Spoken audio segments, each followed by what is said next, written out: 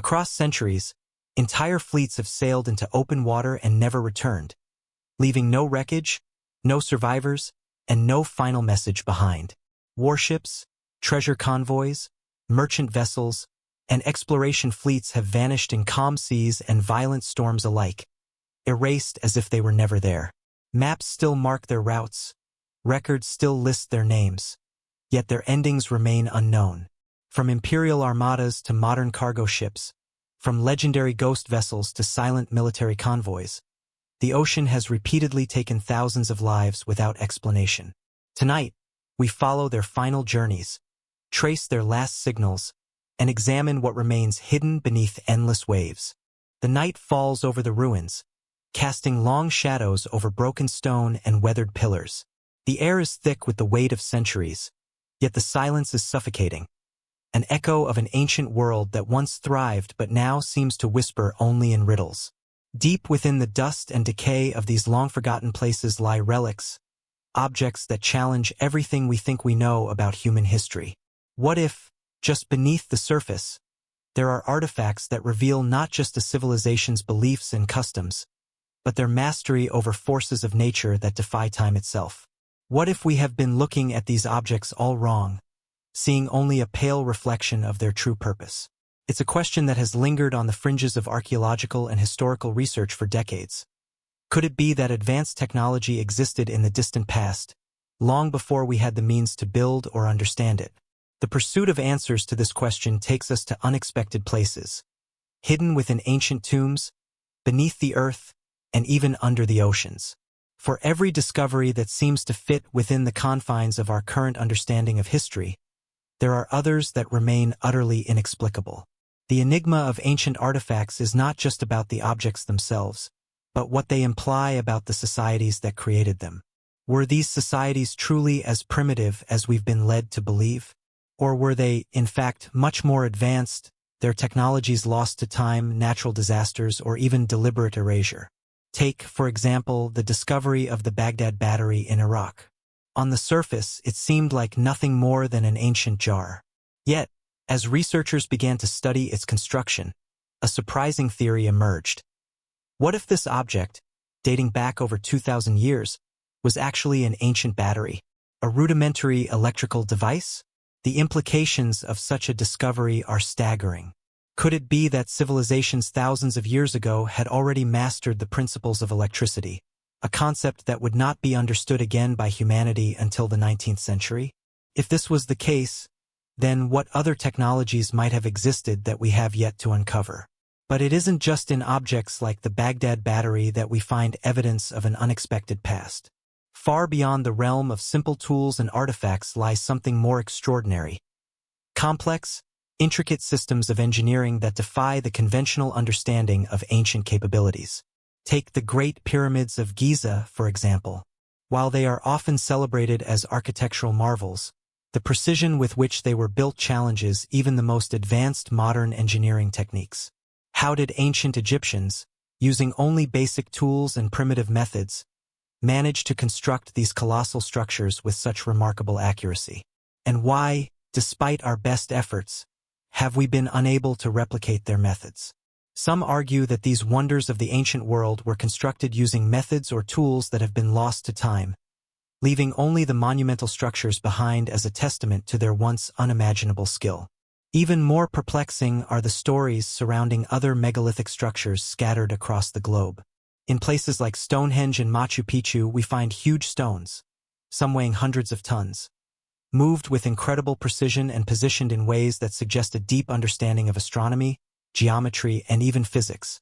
The sheer scale of these constructions, combined with their exact alignment with celestial events, suggests that the civilizations behind them were capable of far more than we currently give them credit for. How did they move these enormous stones, and what was their true purpose? Were they simply sites for religious ceremonies, as many historians suggest, or were they part of something more grand? A form of technology, a way to manipulate the natural world in ways we can't yet comprehend? These are not the only examples of advanced knowledge and technology that seem to have been lost to time. Over the years, countless other artifacts have been discovered that seem to suggest an understanding of the natural world far beyond what we would expect from primitive societies. The Antikythera mechanism, an ancient Greek device discovered in a shipwreck off the coast of the island of Antikythera, is perhaps the most famous of these. Often referred to as the world's first computer, the device was used to predict astronomical positions and eclipses with astounding precision. Yet, it was built over 2,000 years ago, at a time when the technology required to construct such a complex mechanism was thought to be centuries away from being developed. The existence of such a device challenges everything we know about the technological capabilities of ancient civilizations, suggesting that they may have possessed knowledge and tools that were far more advanced than we have ever realized. As researchers continue to explore these ancient relics, one thing becomes increasingly clear. There is something much larger at play here. It is not just about the artifacts themselves, but what they represent, the idea that history, as we know it, may be incomplete. We have been taught that human civilization followed a predictable path, evolving from simple tools to complex technologies over thousands of years. But what if this narrative is wrong? What if, buried in the ruins of ancient cities and temples, lies evidence of a civilization far more advanced than anything we have today? Could it be that these lost technologies were deliberately hidden, erased by those who came after in an effort to control knowledge and power? Consider the Sphinx of Giza, another object that has intrigued historians and archaeologists for centuries. This massive stone monument, carved into the bedrock of the Giza Plateau, is thought to be over 4,000 years old. Yet, despite the many theories surrounding its origin and purpose, there is one glaring question that has never been satisfactorily answered. How was it built? The precision and scale of the Sphinx are unlike anything else from that era, and some researchers suggest that its true origins may be far older than we've been told. Could it be that the Sphinx was not built by the ancient Egyptians, but by a lost civilization whose knowledge was passed down and ultimately forgotten? These questions don't just arise from the physical objects themselves. They also stem from the stories and myths that have been passed down through the ages. Many ancient cultures speak of gods who descended from the heavens, of beings who wielded immense power and knowledge. Were these gods simply mythological figures, or could they have been real, advanced beings from another time or place, who shared their knowledge with ancient civilizations? The idea of ancient astronauts or extraterrestrial visitors has gained popularity in recent years, with proponents suggesting that these gods were, in fact, visitors from distant stars who imparted their wisdom to early humans. Whether or not you subscribe to this theory, it raises a compelling question. What if the true story of human history is not one of gradual progress, but of lost knowledge, hidden technologies, and forgotten gods?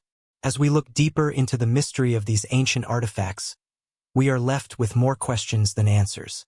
What if we've been looking at history all wrong, interpreting the past through a lens that is clouded by bias and misunderstanding? Could it be that the civilizations that came before us were not the primitive peoples we have been led to believe, but rather advanced societies with knowledge that was erased or lost over time? And if this is the case, what does that mean for us today? Are we, as a modern society, truly as advanced as we think? Or are we merely rediscovering knowledge that was once known to our ancestors? The search for answers to these questions has only just begun. As more artifacts are uncovered and new technologies allow us to explore the depths of history, we may begin to unravel the truth behind these mysterious relics. What we discover could reshape our understanding of the past, challenging everything we thought we knew about the origins of human civilization. Perhaps the most profound question, however, is not about the artifacts themselves, but about what they say about us, about our place in the grand timeline of history, and our relationship with the ancient world. Could we, too, be on the verge of uncovering secrets that have been hidden for millennia? Only time will tell, but one thing is certain. The past holds more than we could ever imagine, and the truth is far stranger and more extraordinary than we ever dared to dream. It was the summer of 1938 when a curious object was discovered in the ruins of an ancient Persian village near Baghdad. The object, now famously known as the Baghdad Battery, was not a simple artifact, far from it. At first glance, it seemed to be little more than a clay jar, an unremarkable relic from an era long past. But as scholars and archaeologists began to examine it more closely, they uncovered something that would challenge everything we thought we knew about ancient technology. a mysterious device that some have argued could be the earliest known example of a battery. The jar, measuring only a few inches high, had a copper cylinder inside and a small iron rod protruding from it. In an instant, the imagination of historians, scientists, and conspiracy theorists alike was ignited. Could this humble jar have once generated electricity? The concept of electricity was unknown to the civilizations of ancient Mesopotamia, and yet here was a device that appeared to operate on principles of electrical energy. The jar's construction suggested that it could have served as a rudimentary galvanic cell, a device capable of generating an electric current. The copper and iron materials, when combined with an acidic solution, such as vinegar or wine, could create the conditions for an electrochemical reaction, producing a small electric charge. While the device's exact purpose remains a matter of debate, its existence raises more questions than answers. If this artifact was indeed a form of electrical technology, it would push back the timeline of human technological development by centuries, even millennia. The discovery of the Baghdad battery did not just call into question our understanding of ancient technology.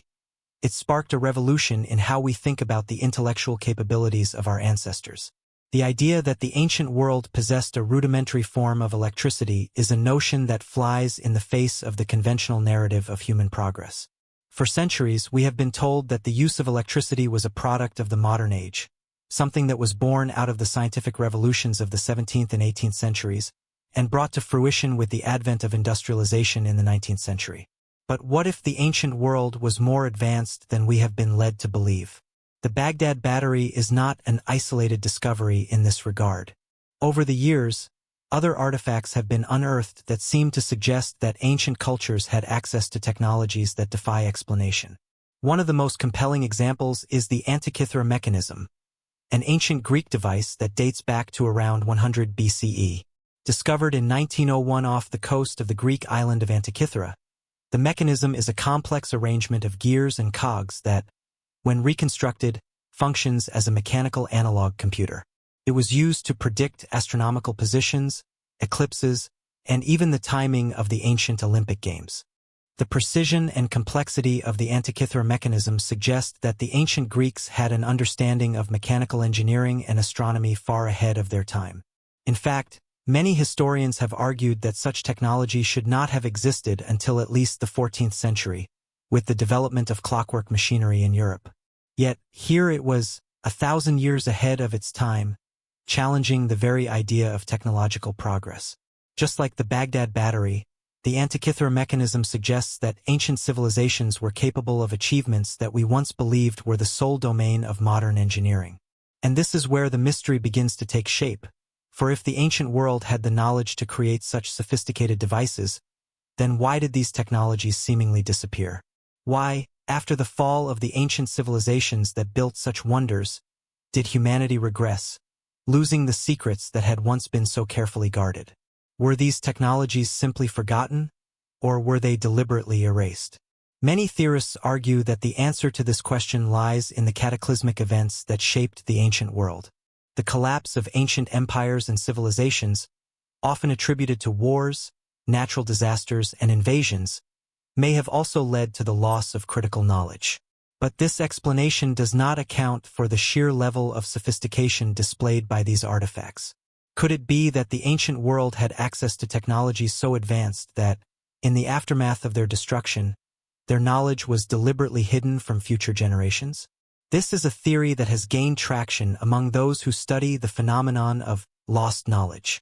One of the most intriguing aspects of the Baghdad battery is its potential connection to a much larger, forgotten body of knowledge. It is not just the object itself that is remarkable, but the idea that it might have been part of a larger technological landscape, a world of forgotten inventions and advanced devices that were once commonplace. The ancient Sumerians, who lived in Mesopotamia around the time the Baghdad battery was created, were known for their innovations in mathematics, astronomy, and engineering. They developed one of the earliest known writing systems, cuneiform, and created impressive architectural marvels, such as the ziggurats. Could their understanding of the natural world have extended to electricity? And if so, why is this knowledge lost to us today? Some historians and archaeologists argue that the Baghdad battery was not intended to generate electricity at all. but rather served a different, more mundane purpose. Some have suggested that it was used as a simple container for holding scrolls or other objects, or that it was a ceremonial object with symbolic significance. These theories, while plausible, do not explain the precise engineering of the device. The use of copper and iron, the design of the jar, these are not the materials or techniques one would expect to find in a mere container or religious artifact. The more likely explanation, some believe, is that the device was a kind of ancient power source, perhaps used to charge other objects, or to create small electric sparks for ritualistic purposes. Some have even speculated that the Baghdad battery may have been part of an early form of electroplating, a technique used to coat objects with a thin layer of metal. This would suggest that the Sumerians were capable of creating not just rudimentary electrical devices, but complex industrial-level technologies as well. As more and more researchers have examined the Baghdad battery and other similar artifacts, the debate over its true purpose continues. But what is clear is that this device, and others like it, challenge the conventional wisdom about the capabilities of ancient civilizations. What if the story of human progress is not a steady march forward from the primitive to the advanced, but rather a series of cycles, with knowledge rising to great heights, only to be lost again? What if the ancients had technologies that we are only now beginning to rediscover? The notion that our ancestors might have possessed knowledge of electricity long before the scientific breakthroughs of the modern era forces us to reconsider everything we know about history. What makes the Baghdad battery even more fascinating is that it is not a solitary anomaly. Similar artifacts have been found in various parts of the world, raising the possibility that the ancient knowledge of electricity was not confined to one civilization. In Egypt, for example, there are reports of ancient Egyptian light bulbs, carvings found in the Dendra temple that seem to depict a glowing object suspended in a socket. These images have led some researchers to suggest that the ancient Egyptians may have known about electricity, and perhaps even harnessed it in ways we cannot yet fully understand. While many of these claims remain controversial and unproven, the very fact that such artifacts continue to surface, and continue to challenge our understanding of the ancient world, suggests that we are only scratching the surface of a much deeper mystery. If ancient civilizations had the knowledge and means to create devices like the Baghdad battery, what else might they have left behind? Could there be other artifacts, hidden deep within the earth, under the sea, or in long-lost temples, that would further illuminate the true extent of ancient technological achievements? And what does this mean for us today? Are we truly the pinnacle of human achievement, or are we merely rediscovering knowledge that once belonged to a far more advanced civilization?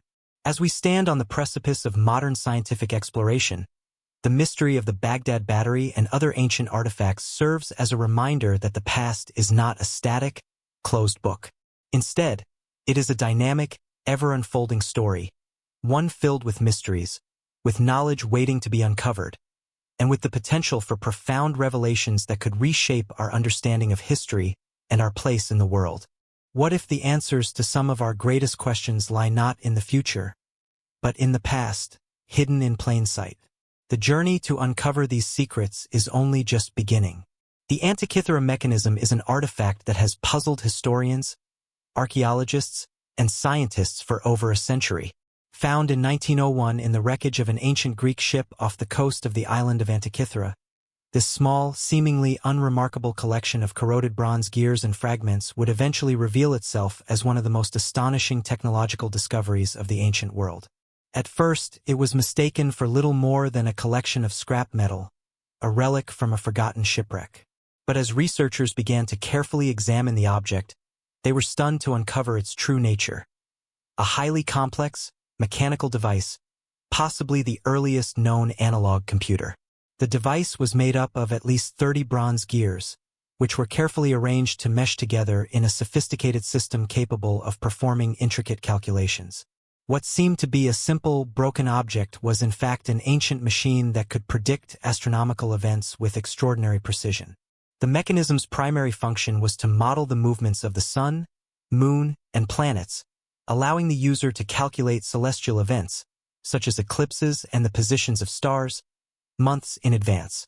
The Antikythera mechanism is not just a testament to the ancient Greeks' understanding of astronomy, but also to their mastery of mechanical engineering. a skill so advanced that it would take over 1,000 years before similar devices were developed in medieval Europe. When the mechanism was first discovered, it was largely ignored. At the time, the world of archaeology was still in its infancy, and the idea that ancient cultures might have possessed such advanced technology was far outside the realm of accepted thought.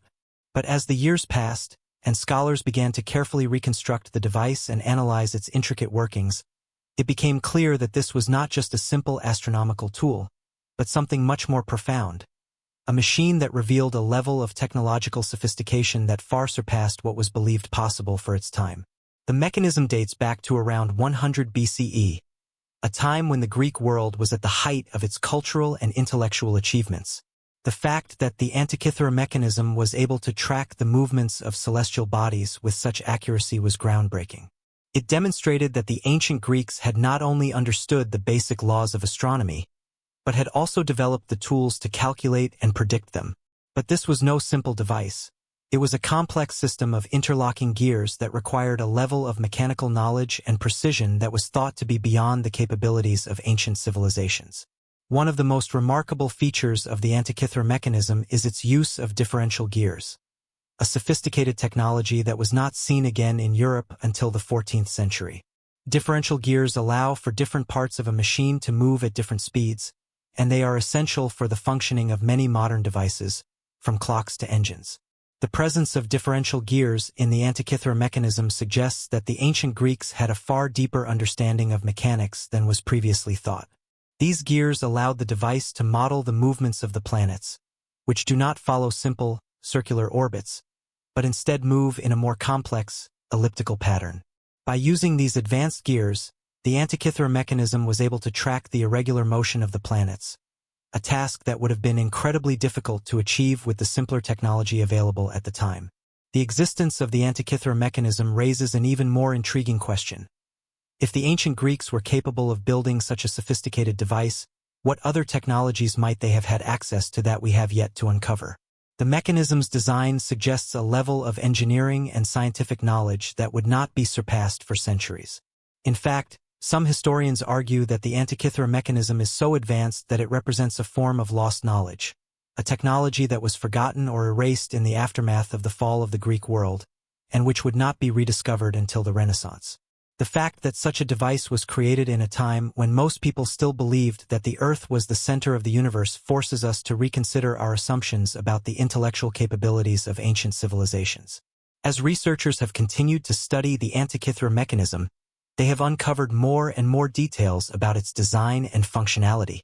The mechanism itself is thought to have been housed in a wooden box, roughly the size of a shoebox, and operated by turning a hand crank.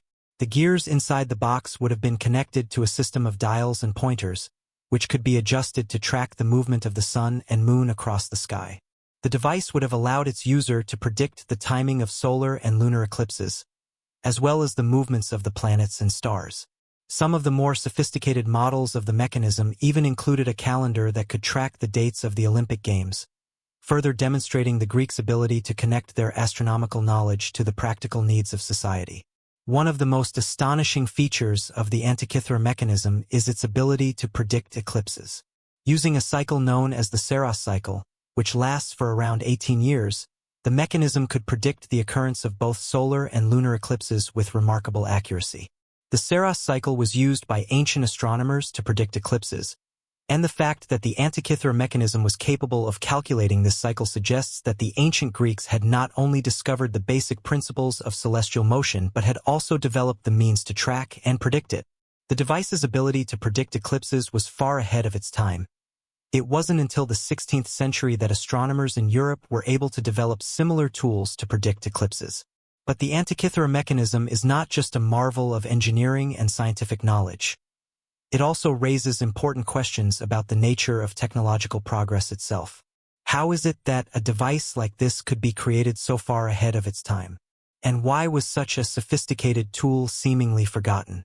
The device's complexity suggests that it was not just the work of a single inventor, but the product of a long tradition of scientific inquiry and technological experimentation.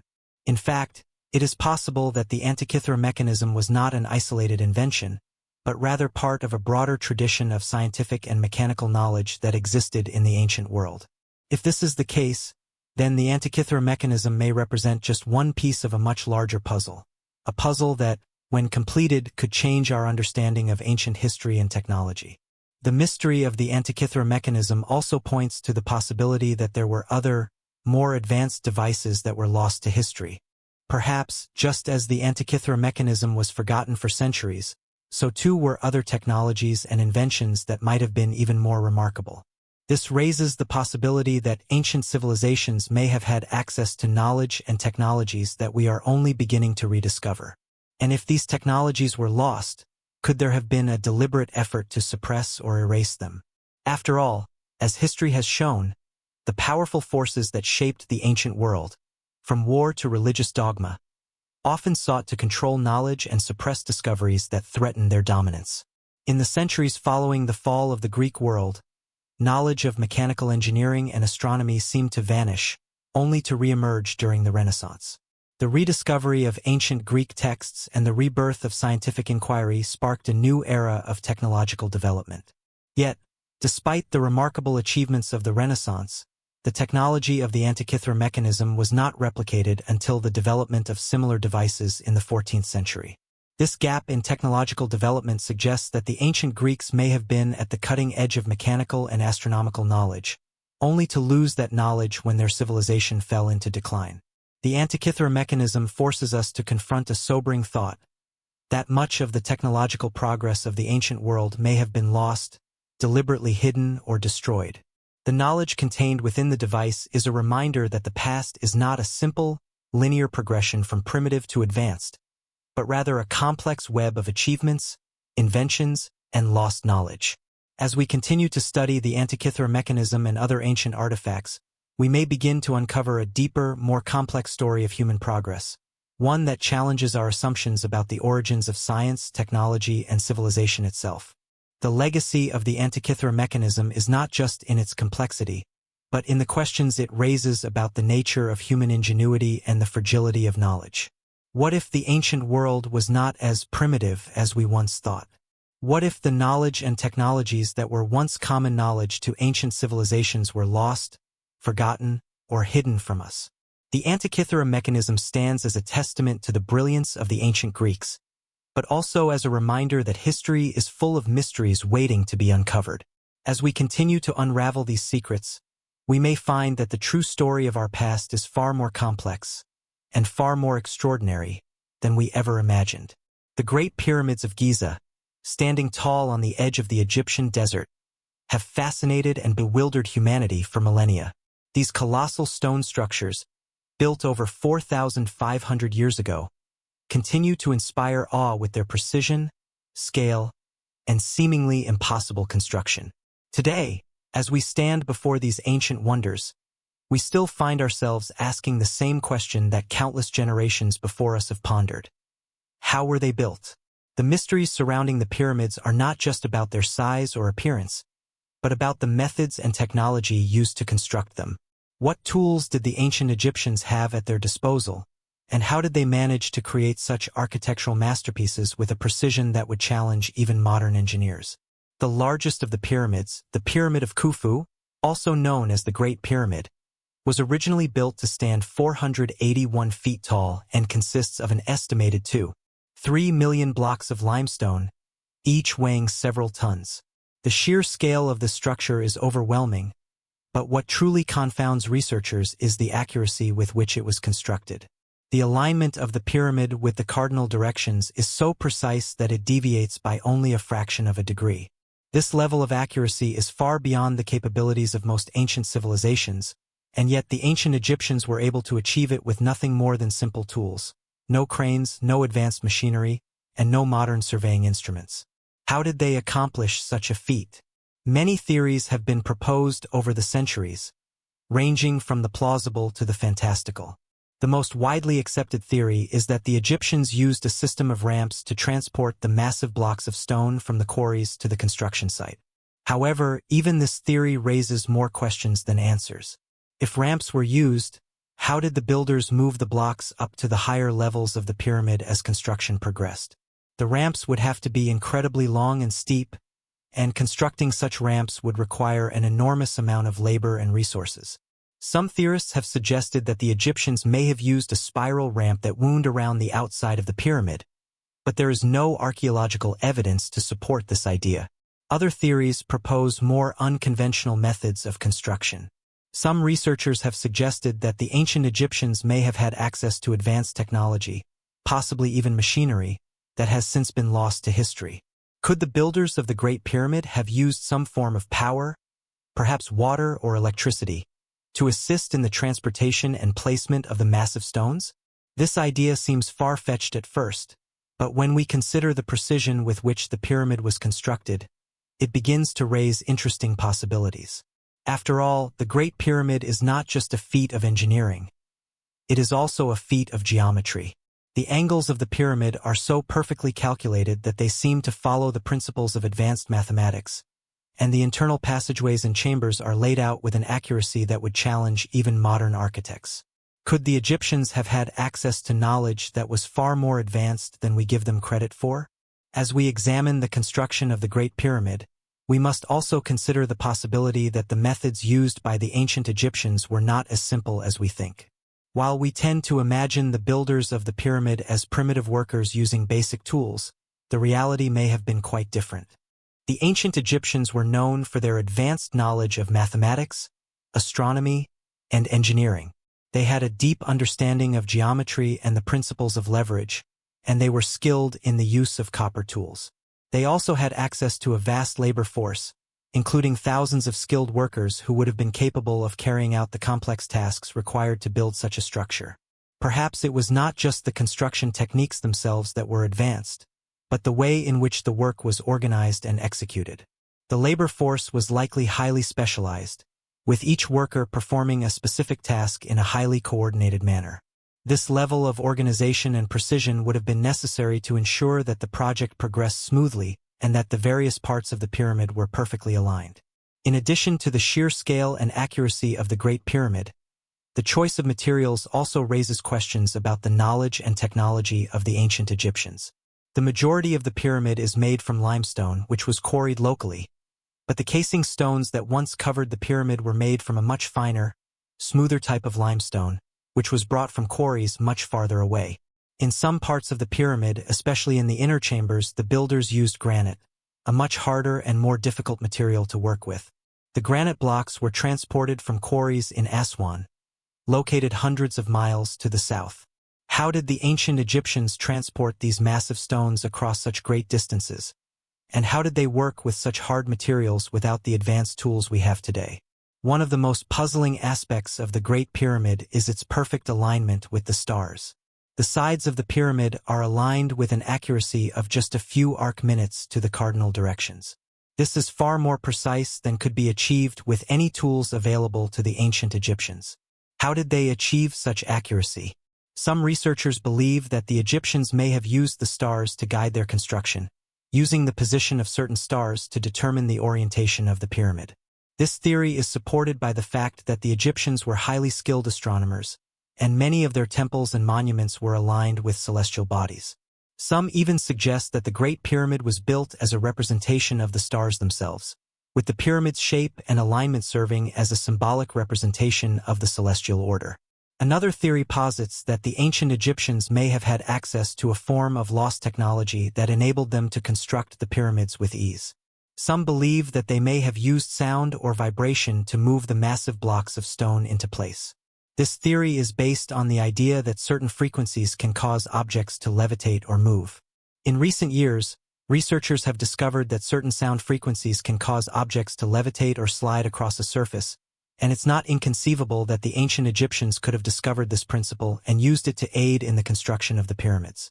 This idea has been explored in various alternative theories, which suggest that the Egyptians may have had access to a kind of sonic technology that was later lost or suppressed. In addition to these more speculative theories, there are a number of more grounded explanations for how the pyramids may have been constructed. One of the most widely accepted theories is that the Egyptians used a system of straight or zigzagging ramps to transport the blocks of stone up the sides of the pyramid. This theory is supported by the discovery of ramp-like structures in and around the pyramid complex, although their exact purpose remains unclear. Some researchers believe that the Egyptians used a combination of ramps and levers to move the blocks into place, with the ramps being used to transport the stones to higher levels and the levers being used to position them with precision. Despite the many theories that have been proposed over the years, the true methods used to construct the Great Pyramid remain a mystery. However, what is clear is that the construction of these monumental structures required not only advanced engineering skills but also a deep understanding of mathematics, astronomy, and geometry. The sheer scale of the project, the precision of the construction, and the alignment of the pyramid with the stars all suggest that the ancient Egyptians had access to knowledge and technology that was far more advanced than we might expect from a civilization of their time. The question of how the Great Pyramid was built is not just a matter of historical curiosity. It is a question that speaks to the very nature of human achievement and ingenuity. How did a civilization with no modern tools, no cranes, and no machines capable of lifting massive stones manage to construct a structure that continues to defy explanation? The answer may lie not just in the tools they used, but in the way they thought. The ancient Egyptians were masters of precision and organization, and they understood the importance of geometry, astronomy, and mathematics. They may have lacked the advanced technology that we take for granted today, but they compensated for it with their knowledge, skill, and ingenuity. The Great Pyramid stands as a testament to the capabilities of the human mind and spirit. It is a monument to the determination and vision of the ancient Egyptians, whose achievements continue to inspire and awe us. The mysteries of how it was built may never be fully solved, but the questions it raises about ancient technology and human achievement will continue to captivate us for generations to come. Perhaps, in the end, the true answer to how the pyramids were built lies not in a single explanation, but in the recognition that the ancient world was far more advanced, resourceful, and ingenious than we have ever given it credit for. Across the globe, scattered among remote islands, lost cities, and buried beneath layers of earth, there exists a collection of megalithic structures that defy the conventional understanding of ancient engineering. Among these, none is more enigmatic or puzzling than the Stonehenge of England. Located on the Salisbury Plain, this prehistoric monument has captured the imagination of historians, archaeologists, and even those with a taste for the supernatural. It is a site that raises questions not only about the capabilities of its builders but also about their understanding of astronomy, geometry, and perhaps even forces of nature that remain elusive to us today. What is most striking about Stonehenge, however, is not just its size or its age, but the technology and knowledge that would have been required to create it. Stonehenge consists of a circular arrangement of standing stones, some weighing as much as 25 tons, which have been erected in precise alignment with the solstices and lunar events. The structure, estimated to have been built around 3000 BCE, is composed of two distinct types of stone: the larger sarsen stones, which form the outer circle, and the smaller blue stones, which are placed inside the sarsen circle and in the inner horseshoe formation. The stones are not local to the area, and in some cases, the blue stones were transported from a quarry over 150 miles away in Wales, a remarkable feat for a people who had no draft animals, no wheels, and only primitive tools at their disposal. The journey of these stones, from quarries to the site, remains a subject of debate. How were they transported across such vast distances, and why would a prehistoric culture go to such lengths to bring them to this remote site? What makes Stonehenge even more perplexing is the precision with which it was constructed. The alignment of the stones is nothing short of extraordinary. The entrance to the monument is aligned with the sunrise on the summer solstice, and the stones inside the circle are arranged in such a way that they mark the positions of both the sun and the moon during key astronomical events. This suggests that the builders of Stonehenge had an advanced understanding of the movements of celestial bodies and a deep knowledge of the natural world. The alignment is so precise that, even today, the monument serves as an astronomical calendar, marking the passing of time and the shifting of the seasons. But how did the builders of Stonehenge, living in an era when most people believed the earth was flat and the stars were gods, come to possess such sophisticated knowledge? Some researchers argue that the alignment of Stonehenge was purely symbolic, a ritualistic act tied to religious or cultural beliefs about the cosmos. Indeed, many theories about Stonehenge have suggested that it was used as a temple or a place of worship, with its builders seeking to harness the power of the heavens. The stones themselves, many of which are inscribed with carvings, are thought to have had sacred meaning, possibly representing the gods or celestial forces that govern the earth.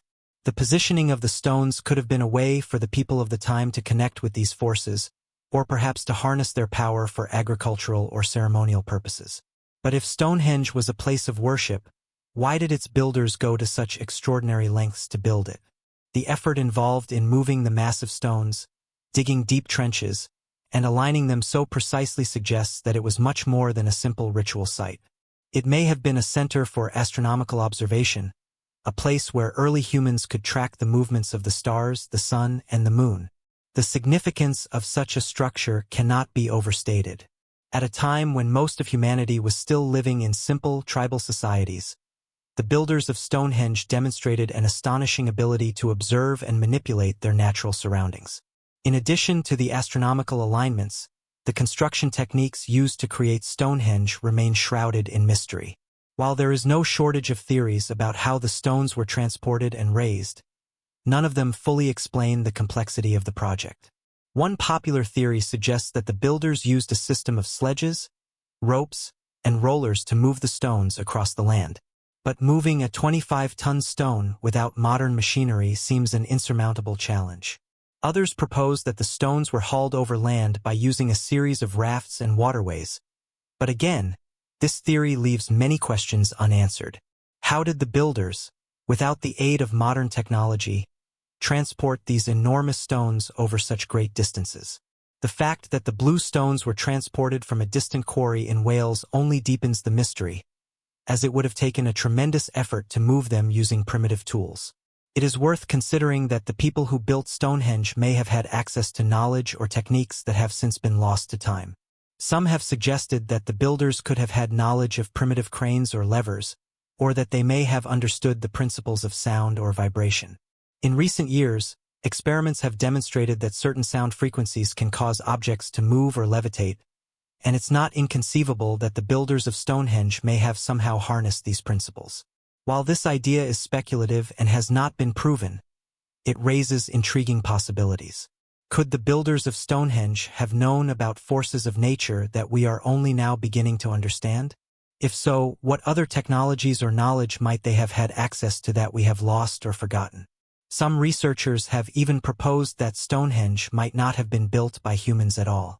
The idea that ancient civilizations were visited by extraterrestrial beings is a theory that has gained traction in recent years, with proponents arguing that the knowledge required to construct Stonehenge, as well as other megalithic structures around the world, may have come from an advanced, otherworldly source. While this idea is often dismissed by mainstream historians and archaeologists, it has found a growing following, fueled in part by the belief that ancient cultures possessed knowledge far beyond what we thought possible.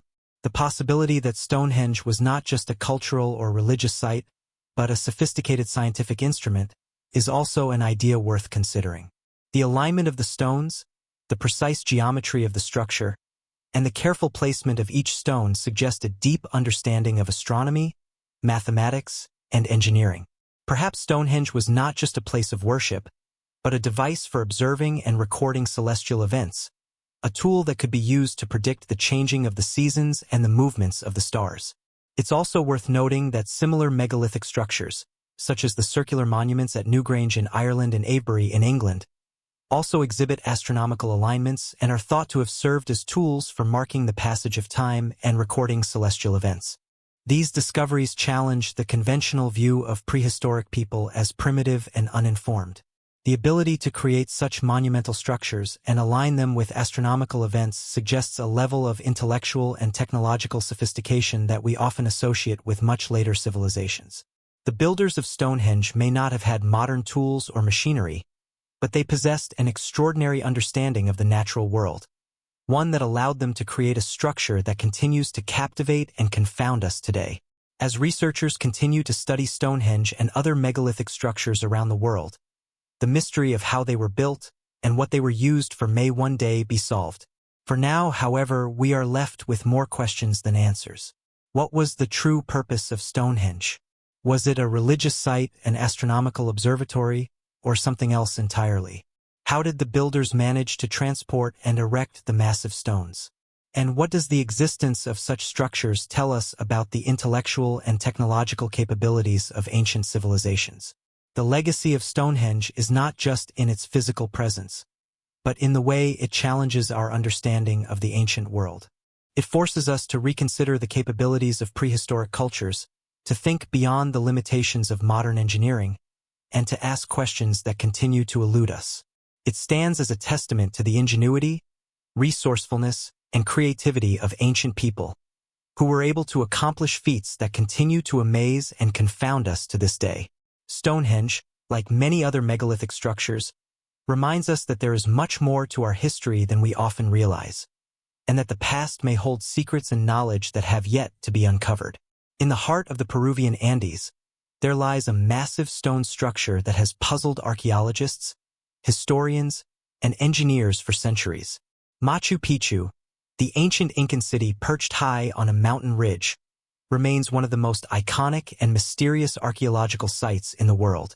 Known for its breathtaking beauty and impeccable stonework, Machu Picchu is not just a remarkable feat of architecture, but also an enigma that challenges our understanding of ancient civilizations.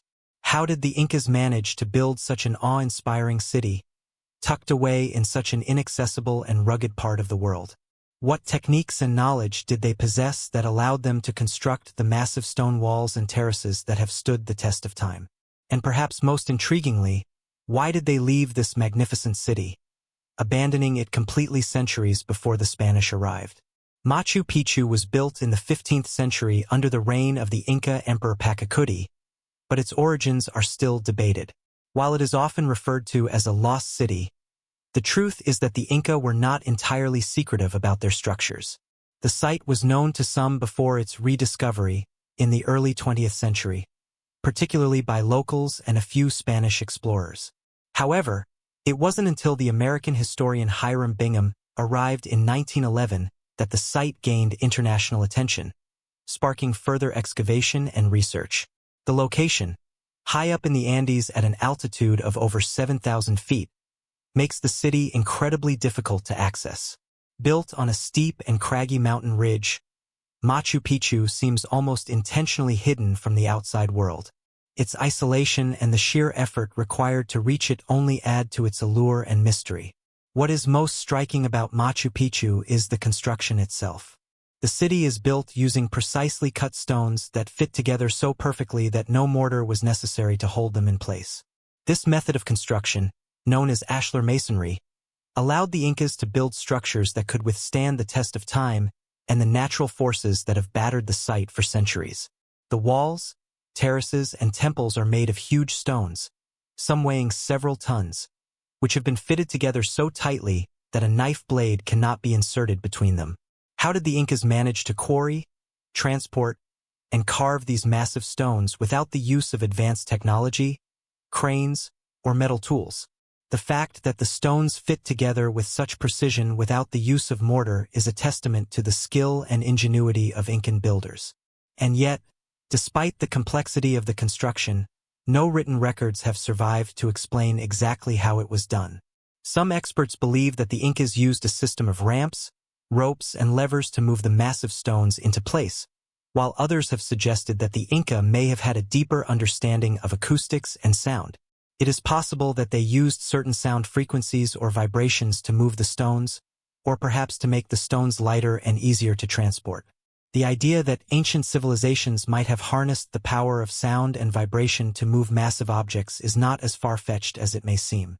Modern experiments have demonstrated that certain frequencies can cause objects to levitate or move along the ground, and this principle might have been understood and utilized by the Inca long before we discovered it.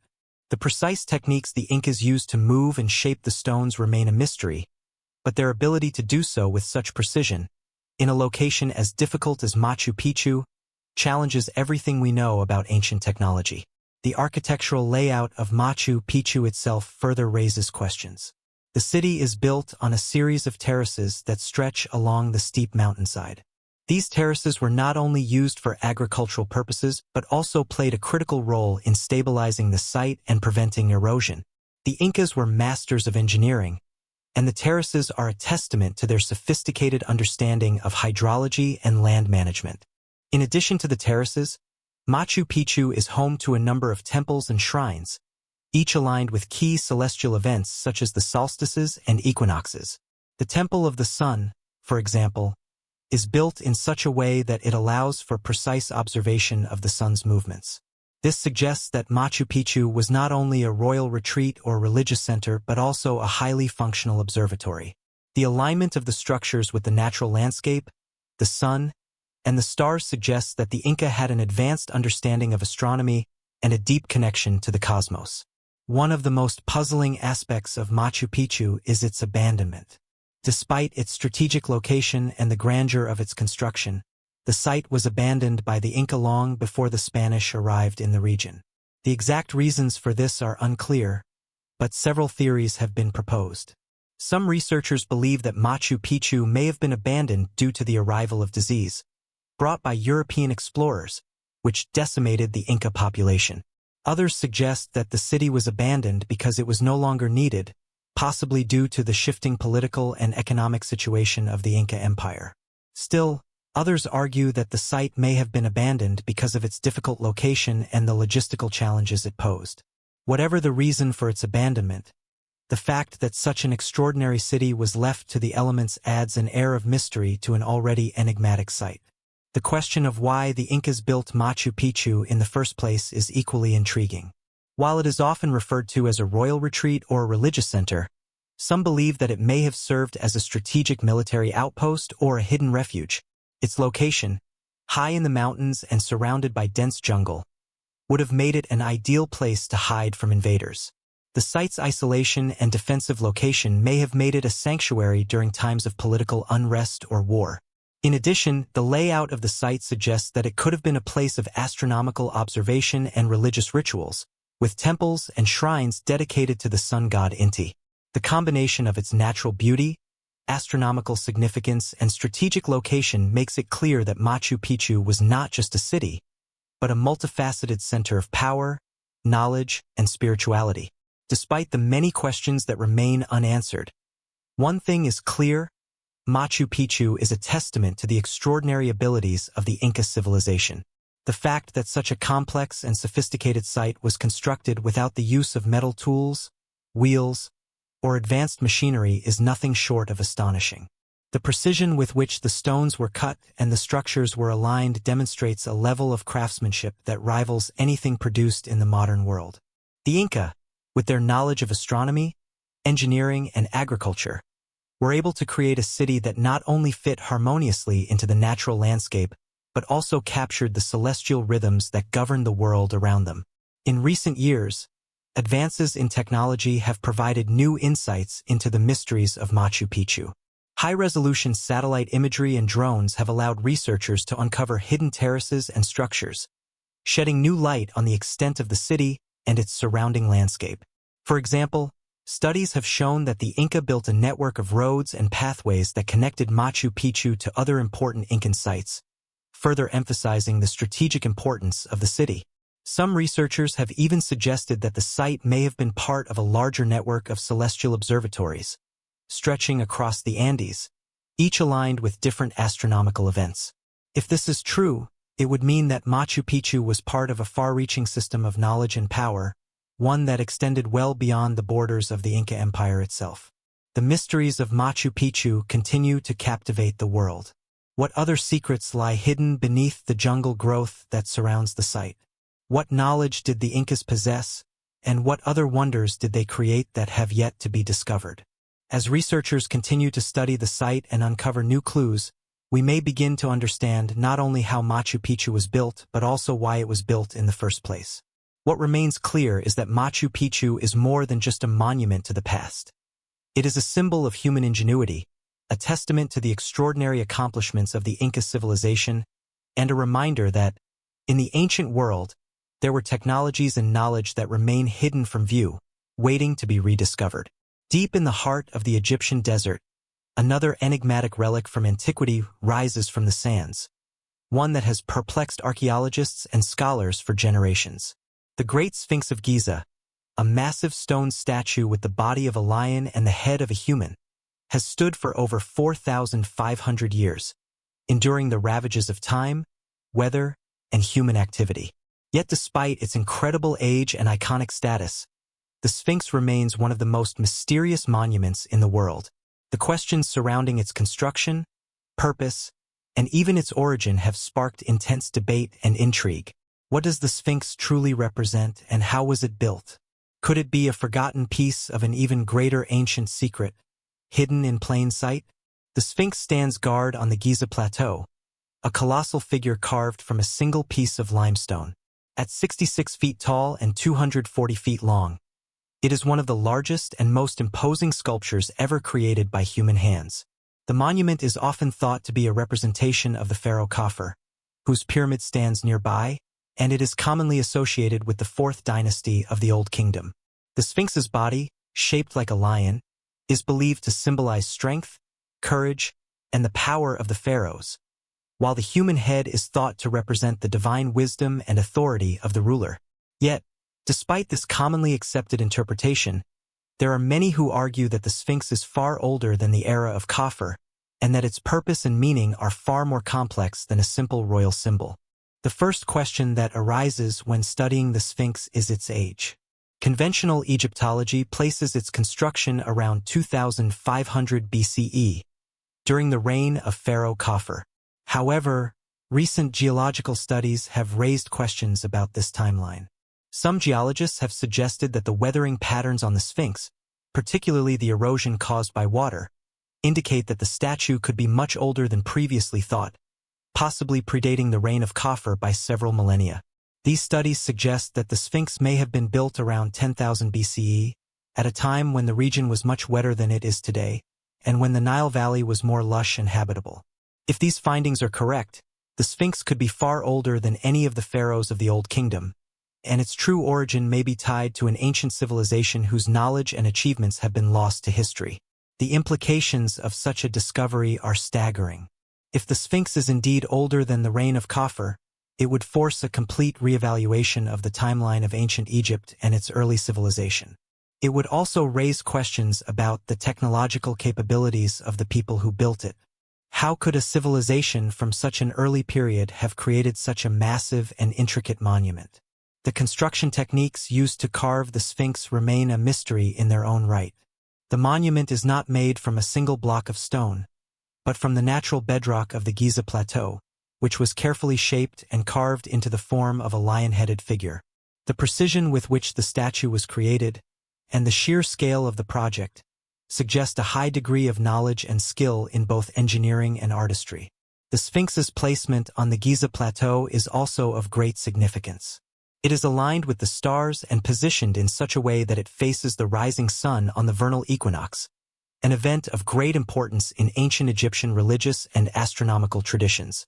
This precise alignment with the solar and stellar movements indicates that the builders of the Sphinx had an advanced understanding of astronomy and a deep connection to the cosmos.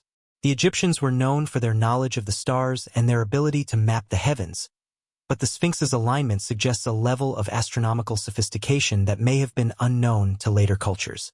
The Sphinx's purpose remains one of its most compelling mysteries.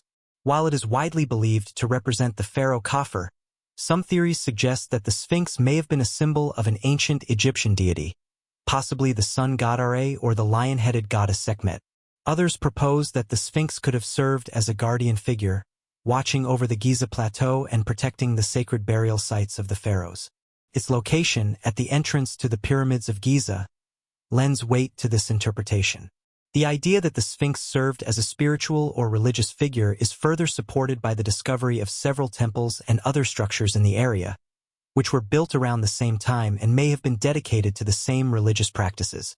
However, the Sphinx's exact role in Egyptian religion is still unclear. Unlike the pyramids, which have clear religious and funerary associations, the Sphinx's purpose remains elusive.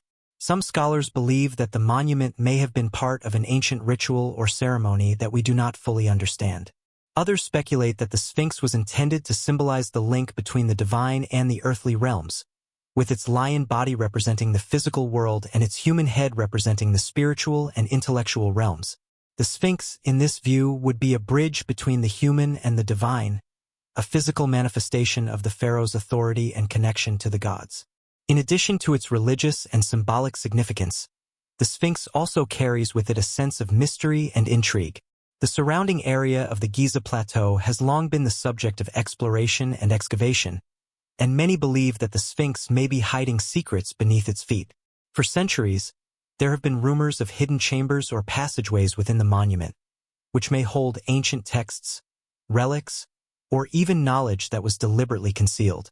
Some have pointed to the idea that the Sphinx could be a repository of forgotten wisdom, a repository of knowledge from a civilization far older than the Egyptians. If the Sphinx truly predates the Old Kingdom, could it have been built by an even more advanced civilization that has left no trace? The idea that there may be hidden chambers or secret knowledge within the Sphinx has fueled countless theories and speculations, but no concrete evidence has yet been found to support these claims. One of the most compelling theories about the Sphinx comes from the idea of the Hall of Records, a mythical chamber said to be hidden beneath the Sphinx. According to this theory, the Hall of Records is a vast underground library containing the lost knowledge of an ancient pre-dynastic civilization. This chamber, some believe, holds the secrets of ancient technologies, forgotten history, and wisdom that could completely change our understanding of human civilization. The existence of such a chamber has never been confirmed, but the belief in the Hall of Records persists in various esoteric traditions, often linked to the search for lost ancient knowledge. Despite the many theories, the Sphinx continues to resist definitive answers. The erosion patterns on its surface and the mysterious inscriptions found in its vicinity continue to provoke questions about its true origin. In addition to the ongoing debates about its age, some researchers have pointed to the possibility that the Sphinx was once covered in a layer of protective stone, or that it was once adorned with inscriptions that have since eroded away. There are also some intriguing references to the Sphinx in ancient texts that suggest it may have been a much older symbol of power and wisdom than we have previously recognized. Over the years, several expeditions have attempted to explore the interior of the Sphinx and its surrounding area, but access to its chambers remains highly restricted. The idea of a hidden chamber within the Sphinx has led many to speculate about the possibility of advanced technologies or secret knowledge that could reshape our understanding of ancient history. Could it be that the Sphinx is more than just a symbol of royal power, but a key to unlocking a lost chapter in human civilization? The belief in hidden knowledge beneath the Sphinx taps into a deep-seated desire for mystery and discovery, and many continue to search for the lost secrets of the ancient world. In recent decades, new technologies have allowed for more advanced, non-invasive exploration of the Sphinx. Ground-penetrating radar and other techniques have provided new insights into the possible structure beneath the monument. But so far, no definitive evidence has been found to support the existence of hidden chambers or relics. Still, the search for answers continues, and the Sphinx remains a powerful symbol of the mysteries that still lie buried beneath the sands of Egypt. What is certain is that the Great Sphinx of Giza is not just a monumental statue, but a cultural icon that holds a special place in the history of humanity. It is a testament to the incredible achievements of the ancient Egyptians, and it continues to captivate the imagination of people around the world. Whether it is the enigma of its age, its astronomical alignments, or the possibility of hidden knowledge beneath its paws, the Sphinx remains one of the most enduring mysteries of the ancient world, one that will continue to inspire awe, speculation, and exploration for generations to come. In the heart of Central America, amid the lush jungles of Guatemala, lies a city that once thrived as the center of a mighty civilization. Tikal, one of the most powerful cities of the ancient Maya civilization, stands as a testament to the incredible achievements of a people who flourished in a region that, even today, is shrouded in mystery. The ruins of Tikal, with their towering temples, vast plazas, and intricate carvings, evoke a sense of awe and wonder, but also a deep sense of curiosity. What happened to the Maya? How did a civilization capable of building such monumental structures disappear seemingly without a trace? And perhaps most intriguingly, what technologies or methods did they employ to construct their grand city in the middle of a dense jungle, without the benefit of modern tools or machinery? Tikal, once known as one of the most powerful and influential cities in the ancient Maya world, is located in the northern Petén region of Guatemala. It was one of the largest Maya cities during its peak, spanning more than 16 square kilometers and home to an estimated 100,000 people. The city's most notable features are its massive stepped pyramids, particularly Temple I, also known as the Temple of the Great Jaguar, and Temple II, the Temple of the Masks. These towering structures rise dramatically above the jungle canopy, a visual reminder of the Mayas' architectural mastery. These temples were used not just for religious ceremonies, but also for astronomical observations, aligning perfectly with celestial events such as solstices and equinoxes. What makes Tikal particularly intriguing is the advanced engineering required to build such a vast city in an environment that is not only physically demanding but also challenging from a logistical standpoint. The Maya did not possess the wheel or draft animals, and yet they constructed massive stone structures, carved intricate reliefs, and created vast networks of roads through thick jungle, all without the advanced technology available to other ancient civilizations. The precision with which the Maya built their pyramids, temples, and palaces raises many questions about their knowledge of engineering and mathematics. The structures were designed with such accuracy that their alignment with astronomical events seems almost deliberate, suggesting a deep understanding of celestial movements that went beyond what might have been expected from an ancient civilization. Despite the remarkable achievements of the Maya, Tikal's downfall remains shrouded in mystery. By the time the Spanish arrived in the Americas in the 16th century, the once great city had already fallen into decline, its monumental buildings abandoned and its population scattered. While Tikal was not the only Maya city to experience such a decline, its fate serves as a symbol of the larger collapse of the Maya civilization. Theories about the cause of Tikal's fall vary widely, ranging from environmental factors to internal strife to invasion. Some researchers believe that prolonged droughts caused by climatic changes could have led to crop failure and famine, weakening the city's ability to sustain its large population. Others point to the collapse of the political system, with city-states waging war against one another, further destabilizing the region. Still, others suggest that the Maya may have experienced a more gradual decline, with Tikal simply losing its influence and power as rival cities rose to prominence. But while the collapse of Tikal and the Maya civilization is often viewed as a fall from grace, it also raises important questions about resilience, adaptation, and the eventual resurgence of Maya culture. Even after Tikal's abandonment, the Maya continued to exist in the region, and many of the cultural practices and traditions of the ancient Maya were passed down through the generations. The ruins of Tikal, though no longer a bustling metropolis, remain an enduring symbol of a civilization that adapted to its environment, thrived for centuries, and left behind a legacy of knowledge, art, and architectural innovation. The mysteries of Tikal are not limited to its rise and fall. The city's construction techniques and its urban planning offer intriguing insights into the engineering prowess of the Maya. Despite the absence of metal tools, the Maya were able to cut and shape stone with remarkable precision, using simple tools such as obsidian blades and wooden levers. They also used a form of plaster made from limestone, which was applied to the walls of temples and pyramids to create smooth, reflective surfaces.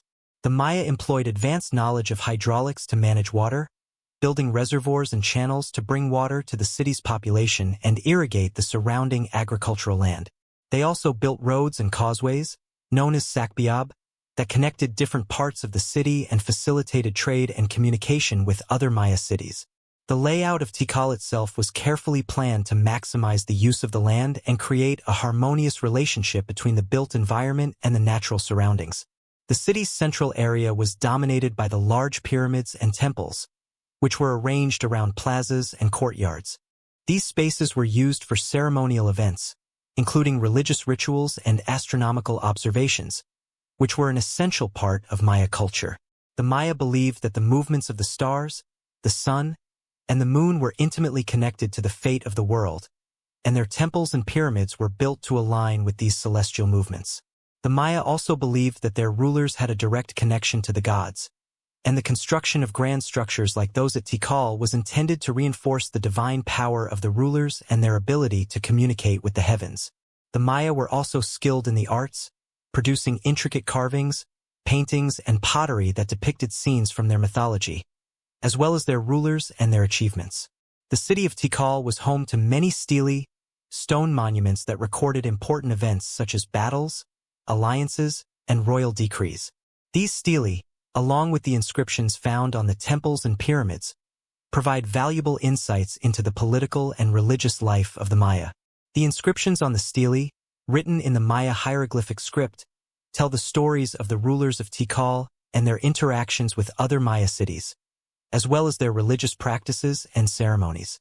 These carvings and inscriptions serve as a form of historical record, allowing us to glimpse into the complex political and social world of the Maya. Despite the incredible achievements of the Maya, much of their history and culture remains hidden from view. The vast majority of Maya cities, including Tikal, were abandoned long before the Spanish arrived, and the written records of their civilization were lost or destroyed. What remains of the Maya, however, is a testament to their resilience, creativity, and intellectual sophistication. The ruins of Tikal, though silent and overgrown with jungle, continue to speak to us across the centuries. They remind us that the Maya were not just a people who vanished from history, but a civilization that left behind a rich legacy of knowledge, art, and architecture. As researchers continue to study Tikal and other Maya sites, new discoveries are made that shed light on the daily lives of the people who lived there. Excavations of residential areas, workshops, and storage facilities have provided evidence of the Maya's advanced agricultural techniques, their trade networks, and their social organization. The remains of artifacts, including tools, pottery, and jewelry, offer further insights into the technological skills of the Maya and their ability to adapt to their environment. New methods of excavation and analysis, including ground-penetrating radar and LiDAR light detection and ranging, have allowed researchers to uncover previously hidden structures and features, revealing even more about the layout and function of the city.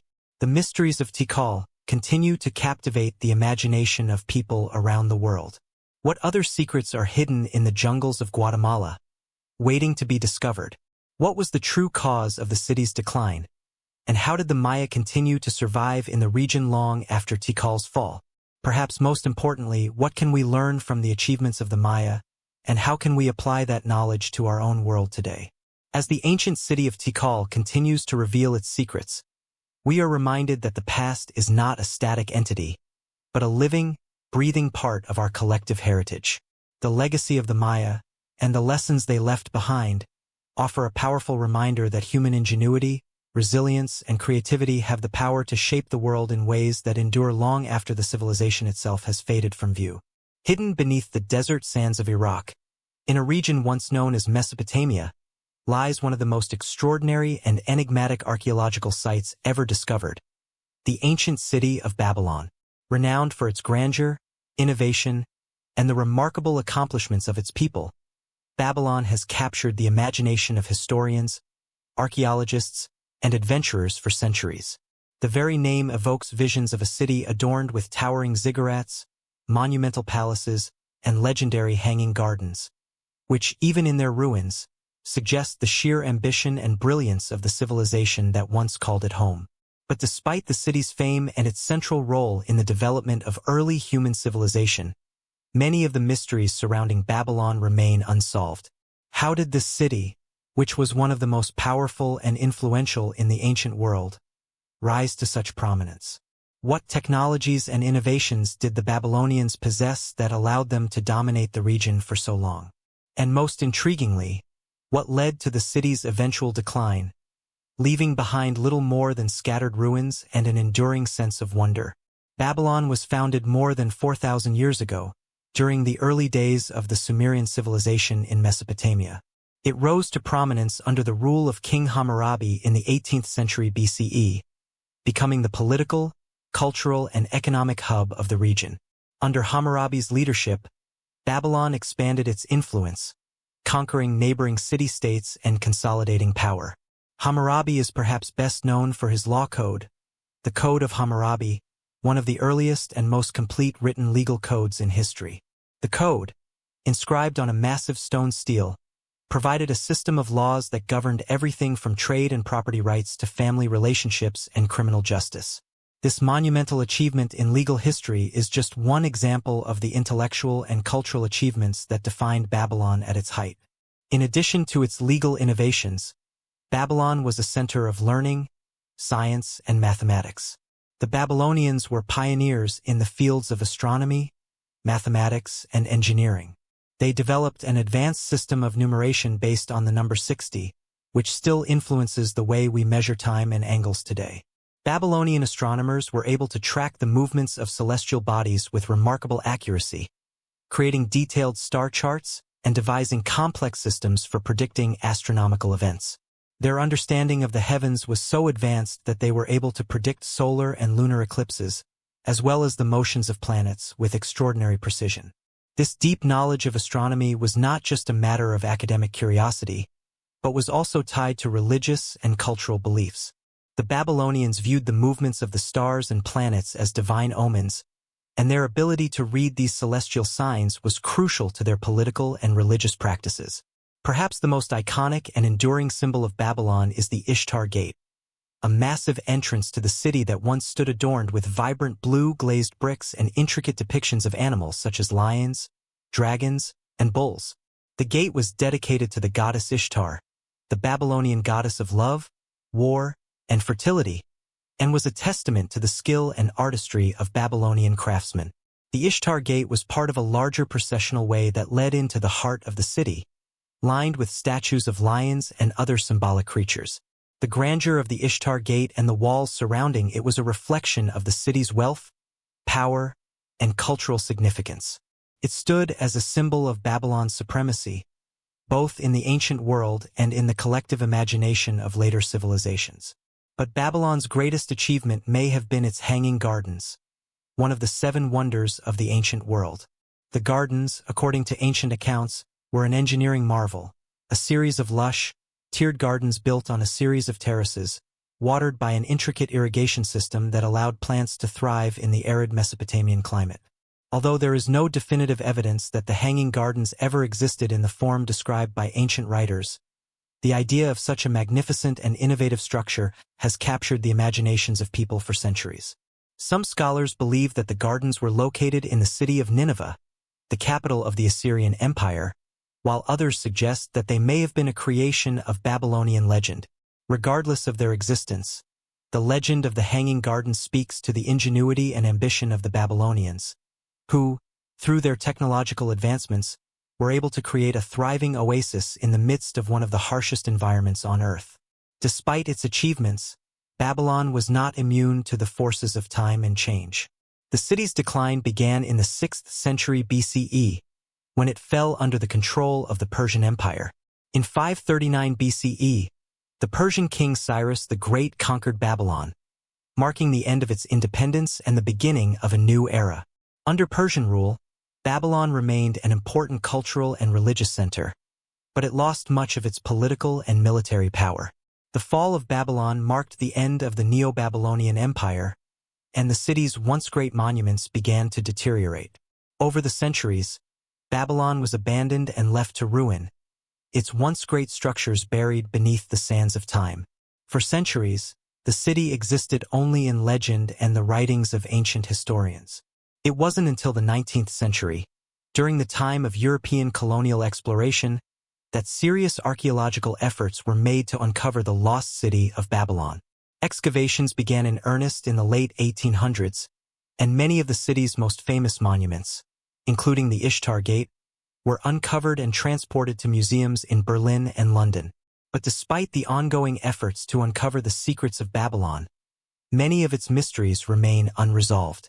One of the most tantalizing mysteries surrounding Babylon is the question of its exact location. The ruins of the ancient city lie near the modern-day city of Hilla, in southern Iraq, but the site itself is vast and scattered. The remains of the city's walls, gates, temples, and palaces can be found in various locations, and many of the most famous structures, such as the Ishtar Gate, have been removed and placed in foreign museums. This raises questions about the preservation and accessibility of Babylon's archaeological heritage. Despite its importance in the history of civilization, the site is still threatened by the political instability and conflict that have plagued Iraq for decades. Efforts to preserve the ruins and protect the site from further damage have been hindered by the turmoil of war, and the destruction of cultural heritage that has occurred throughout the region. In addition to the destruction wrought by war and political instability, there is also the issue of looting and illegal excavation. Many of Babylon's artifacts have been looted and sold on the black market, and much of the city's history remains scattered in private collections around the world. The illicit trade in antiquities has become a major issue in the preservation of ancient sites, as valuable artifacts are often sold to the highest bidder, rather than being preserved in their historical context. This has led to calls for greater protection and preservation efforts, not only for Babylon but for all of the world's ancient cultural heritage. The legacy of Babylon, however, continues to resonate in the modern world. The city's contributions to law, science, astronomy, and art are still felt today. The concept of a written legal code, such as the one created by Hammurabi, remains a cornerstone of modern legal systems. The mathematical innovations of the Babylonians, particularly their system of numeration, continue to influence our understanding of time and measurement. The city's architecture and engineering feats, such as the Ishtar Gate and the Hanging Gardens, have inspired generations of architects, engineers, and artists. Babylon, in many ways, laid the foundation for the rise of other great civilizations, and its achievements continue to shape the world today. Despite its decline and the loss of many of its monumental structures, Babylon remains an enduring symbol of human ingenuity, ambition, and creativity. The city's rise to prominence, its contributions to human knowledge, and its eventual fall serve as a reminder of the fragility of civilizations and the passing of time. Yet, even in ruins, Babylon stands as a testament to the extraordinary achievements of the people who built it, and to the enduring legacy of one of the most iconic cities in the history of the ancient world. The mysteries that still surround Babylon invite us to continue exploring, uncovering, and learning from the lessons of the past. And as we gaze upon the ruins of this once great city, we are reminded that even the greatest empires are subject to the forces of time, but their influence and legacy can endure for millennia. In the frozen landscape of Antarctica, beneath layers of thick ice and snow, lies a continent that holds some of the world's most confounding secrets. One of these is the mysterious and increasingly debated possibility of ancient civilizations that may have once thrived there long before recorded history. Antarctica, as we know it today, is a barren, inhospitable land, covered by miles of ice and subjected to extreme cold, darkness, and wind. It is a place where life, in the form we understand it, struggles to exist. But there is compelling evidence that, in a time long past, Antarctica may have been a very different place, a lush, temperate world that could have supported life on a scale unimaginable today. And with this comes the most tantalizing question. Could there have been ancient civilizations that lived there, leaving behind traces of their existence buried beneath the ice? The possibility of ancient civilizations in Antarctica is not as outlandish as it may first appear. The continent's history, as understood by modern scientists, is far more complex than many realize.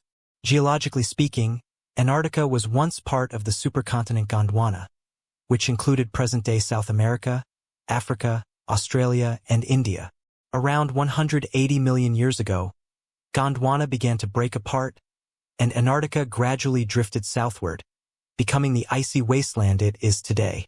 However, before this separation, Antarctica was a much warmer place with forests, rivers, and a climate more akin to that of southern parts of the modern world.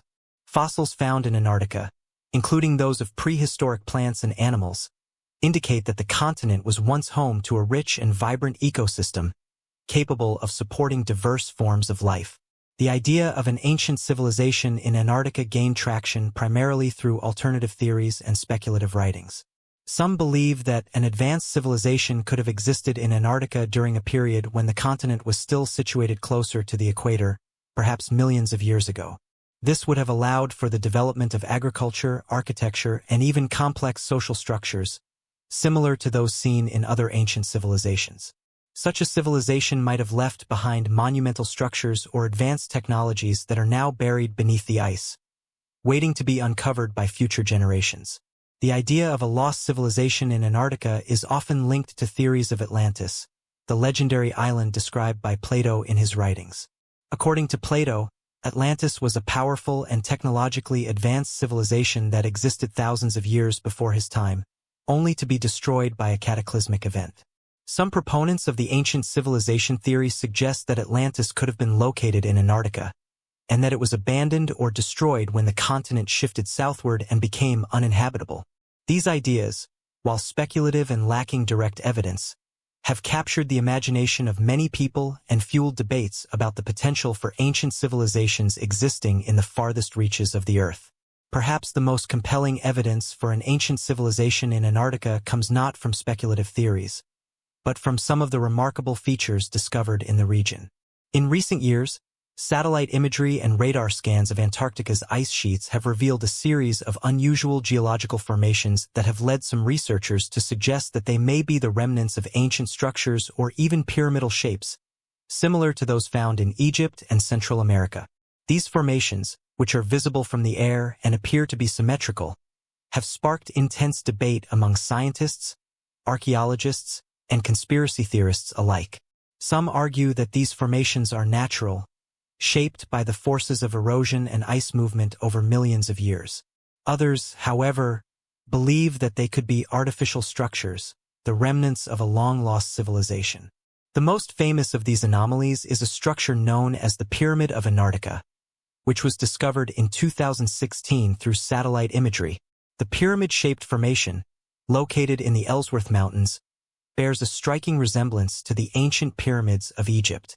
The symmetry of the structure, combined with the fact that it appears to rise above the surrounding terrain in a way that seems unnatural, has led some to suggest that it could be a man-made pyramid, built by an unknown civilization long before the land was covered by ice. While mainstream scientists have dismissed this theory, attributing the formation to natural geological processes, the image has nonetheless sparked widespread interest and speculation about the possibility of an ancient civilization in Antarctica. In addition to the pyramid-like formations, there are other intriguing features on the continent that raise questions about the potential for lost civilizations. For example, radar scans of Antarctica's ice sheets have revealed what appears to be a vast network of underground tunnels or chambers. These structures, which are buried deep beneath the ice, are difficult to study directly due to the extreme conditions in the region. However, the existence of these subterranean features has led some researchers to suggest that they could be the remains of an ancient civilization's infrastructure, hidden beneath layers of ice and snow for thousands of years. Whether these formations are natural or artificial remains to be seen, but their discovery has added fuel to the growing debate about the possibility of ancient life in Antarctica. Another source of fascination for those who believe in the existence of an ancient civilization in Antarctica is the discovery of unusual artifacts that have been found in various parts of the world, and which some claim have links to the lost civilization hypothesis. Ancient maps, such as the Piri Reis map from the 16th century, show detailed depictions of landmasses that were not known to have been discovered by modern explorers at the time. The Piri Reis map, for example, depicts the coast of Antarctica without any ice, suggesting that it may have been created during a time when the continent was still ice-free. Some proponents of the ancient civilization theory argue that such maps could provide evidence that ancient civilizations had knowledge of Antarctica long before it became covered in ice. Additionally, there are ancient legends from cultures around the world that speak of lost civilizations, advanced technologies, and the destruction of entire cities or lands. These stories, though often shrouded in myth and legend, have led some to speculate that they may be based on real historical events. Could the ancient stories of Atlantis, the flood myths of various cultures, or the tales of cataclysmic events that destroyed great civilizations be rooted in the memory of a long-forgotten civilization that existed in Antarctica? While there is no direct evidence to support these claims, the persistence of such stories across cultures suggests that there may be some kernel of truth buried within them. Skeptics argue that the notion of an ancient civilization in Antarctica is highly unlikely, given the continent's current and past climatic conditions. Antarctica has been isolated from the rest of the world for millions of years, and the conditions necessary for a civilization to thrive, temperate climates, fertile soil, and access to resources, simply do not exist there today. Furthermore, the idea that an advanced civilization could have existed on a continent that is now so inhospitable raises questions about how such a civilization could have survived and developed without leaving more substantial evidence behind. Yet, Even though these theories remain speculative, they highlight a deeper fascination with the unknown and the possibility of uncovering lost histories. Could it be that the history of humanity is far older and more complex than we currently understand? Is it possible that ancient civilizations existed in places like Antarctica and were erased from the record by time, climate change, or even cataclysmic events? While modern science has yet to provide definitive answers, the mere suggestion that such a civilization could have existed sparks our imagination and challenges our assumptions about the past. Antarctica is not just a barren wasteland of ice and snow. It is a place of hidden potential and uncharted possibilities, where secrets from the distant past may be waiting to be uncovered. As new technologies and methods of exploration continue to advance, the mysteries of Antarctica are becoming more accessible, offering a tantalizing glimpse into a world that has remained largely untouched by human hands. Whether or not ancient civilizations once flourished in Antarctica, the search for answers continues to captivate explorers, scientists, and theorists alike, as they look beyond the ice to uncover the long-lost history of our planet. And with each new discovery, we are reminded of just how much we still have to learn about the world's past, and how much more there is to uncover beneath the frozen surface of Antarctica. Beneath the fertile soil of ancient Egypt, in the desert sands that stretch endlessly across the land, lie secrets that have tantalized archaeologists and historians for centuries. The civilization of Egypt, with its monumental pyramids, grand temples, and intricate hieroglyphs, is often seen as one of the most advanced cultures of the ancient world. But even within the well-trodden sands of Egyptian history, there are deep mysteries that continue to baffle experts. Mysteries that suggest the Egyptians may have had access to knowledge and technology far beyond what we can fully comprehend today. One of the most compelling and enduring enigmas of Egyptian history is the construction of the Great Pyramid of Giza, the largest and most famous of all the pyramids. How could a civilization, without the use of modern tools, cranes, or machinery, have created such an awe-inspiring structure with such precision and accuracy? Could there be more to the pyramid's creation than the standard historical narrative suggests? The Great Pyramid of Giza, known as the Pyramid of Khufu or Cheops, is the oldest of the three pyramids that dominate the Giza Plateau. At a height of 481 feet, it was the tallest man-made structure in the world for over 3,800 years. The sheer scale of the pyramid is breathtaking, with an estimated 2.3 million blocks of limestone and granite making up its core, each weighing between 2 and 30 tons. To create such a massive structure, the ancient Egyptians would have needed to transport these enormous stones from quarries located miles away, some of which were situated on the other side of the Nile River. The labor force required for such an undertaking would have been immense, and the methods used to move and position these massive blocks have long been the subject of debate. The most widely accepted theory is that the blocks were hauled up ramps, likely a combination of straight, zigzagging, or spiral ramps by teams of workers. This theory, though plausible, still leaves many questions unanswered. For example, how did the Egyptians manage to lift such heavy stones to such great heights? While it is true that the Egyptians had developed a system of levers and pulleys, these devices were relatively primitive compared to modern machinery. Did the Egyptians possess other technologies, lost to history, that allowed them to manipulate these enormous stones with greater ease?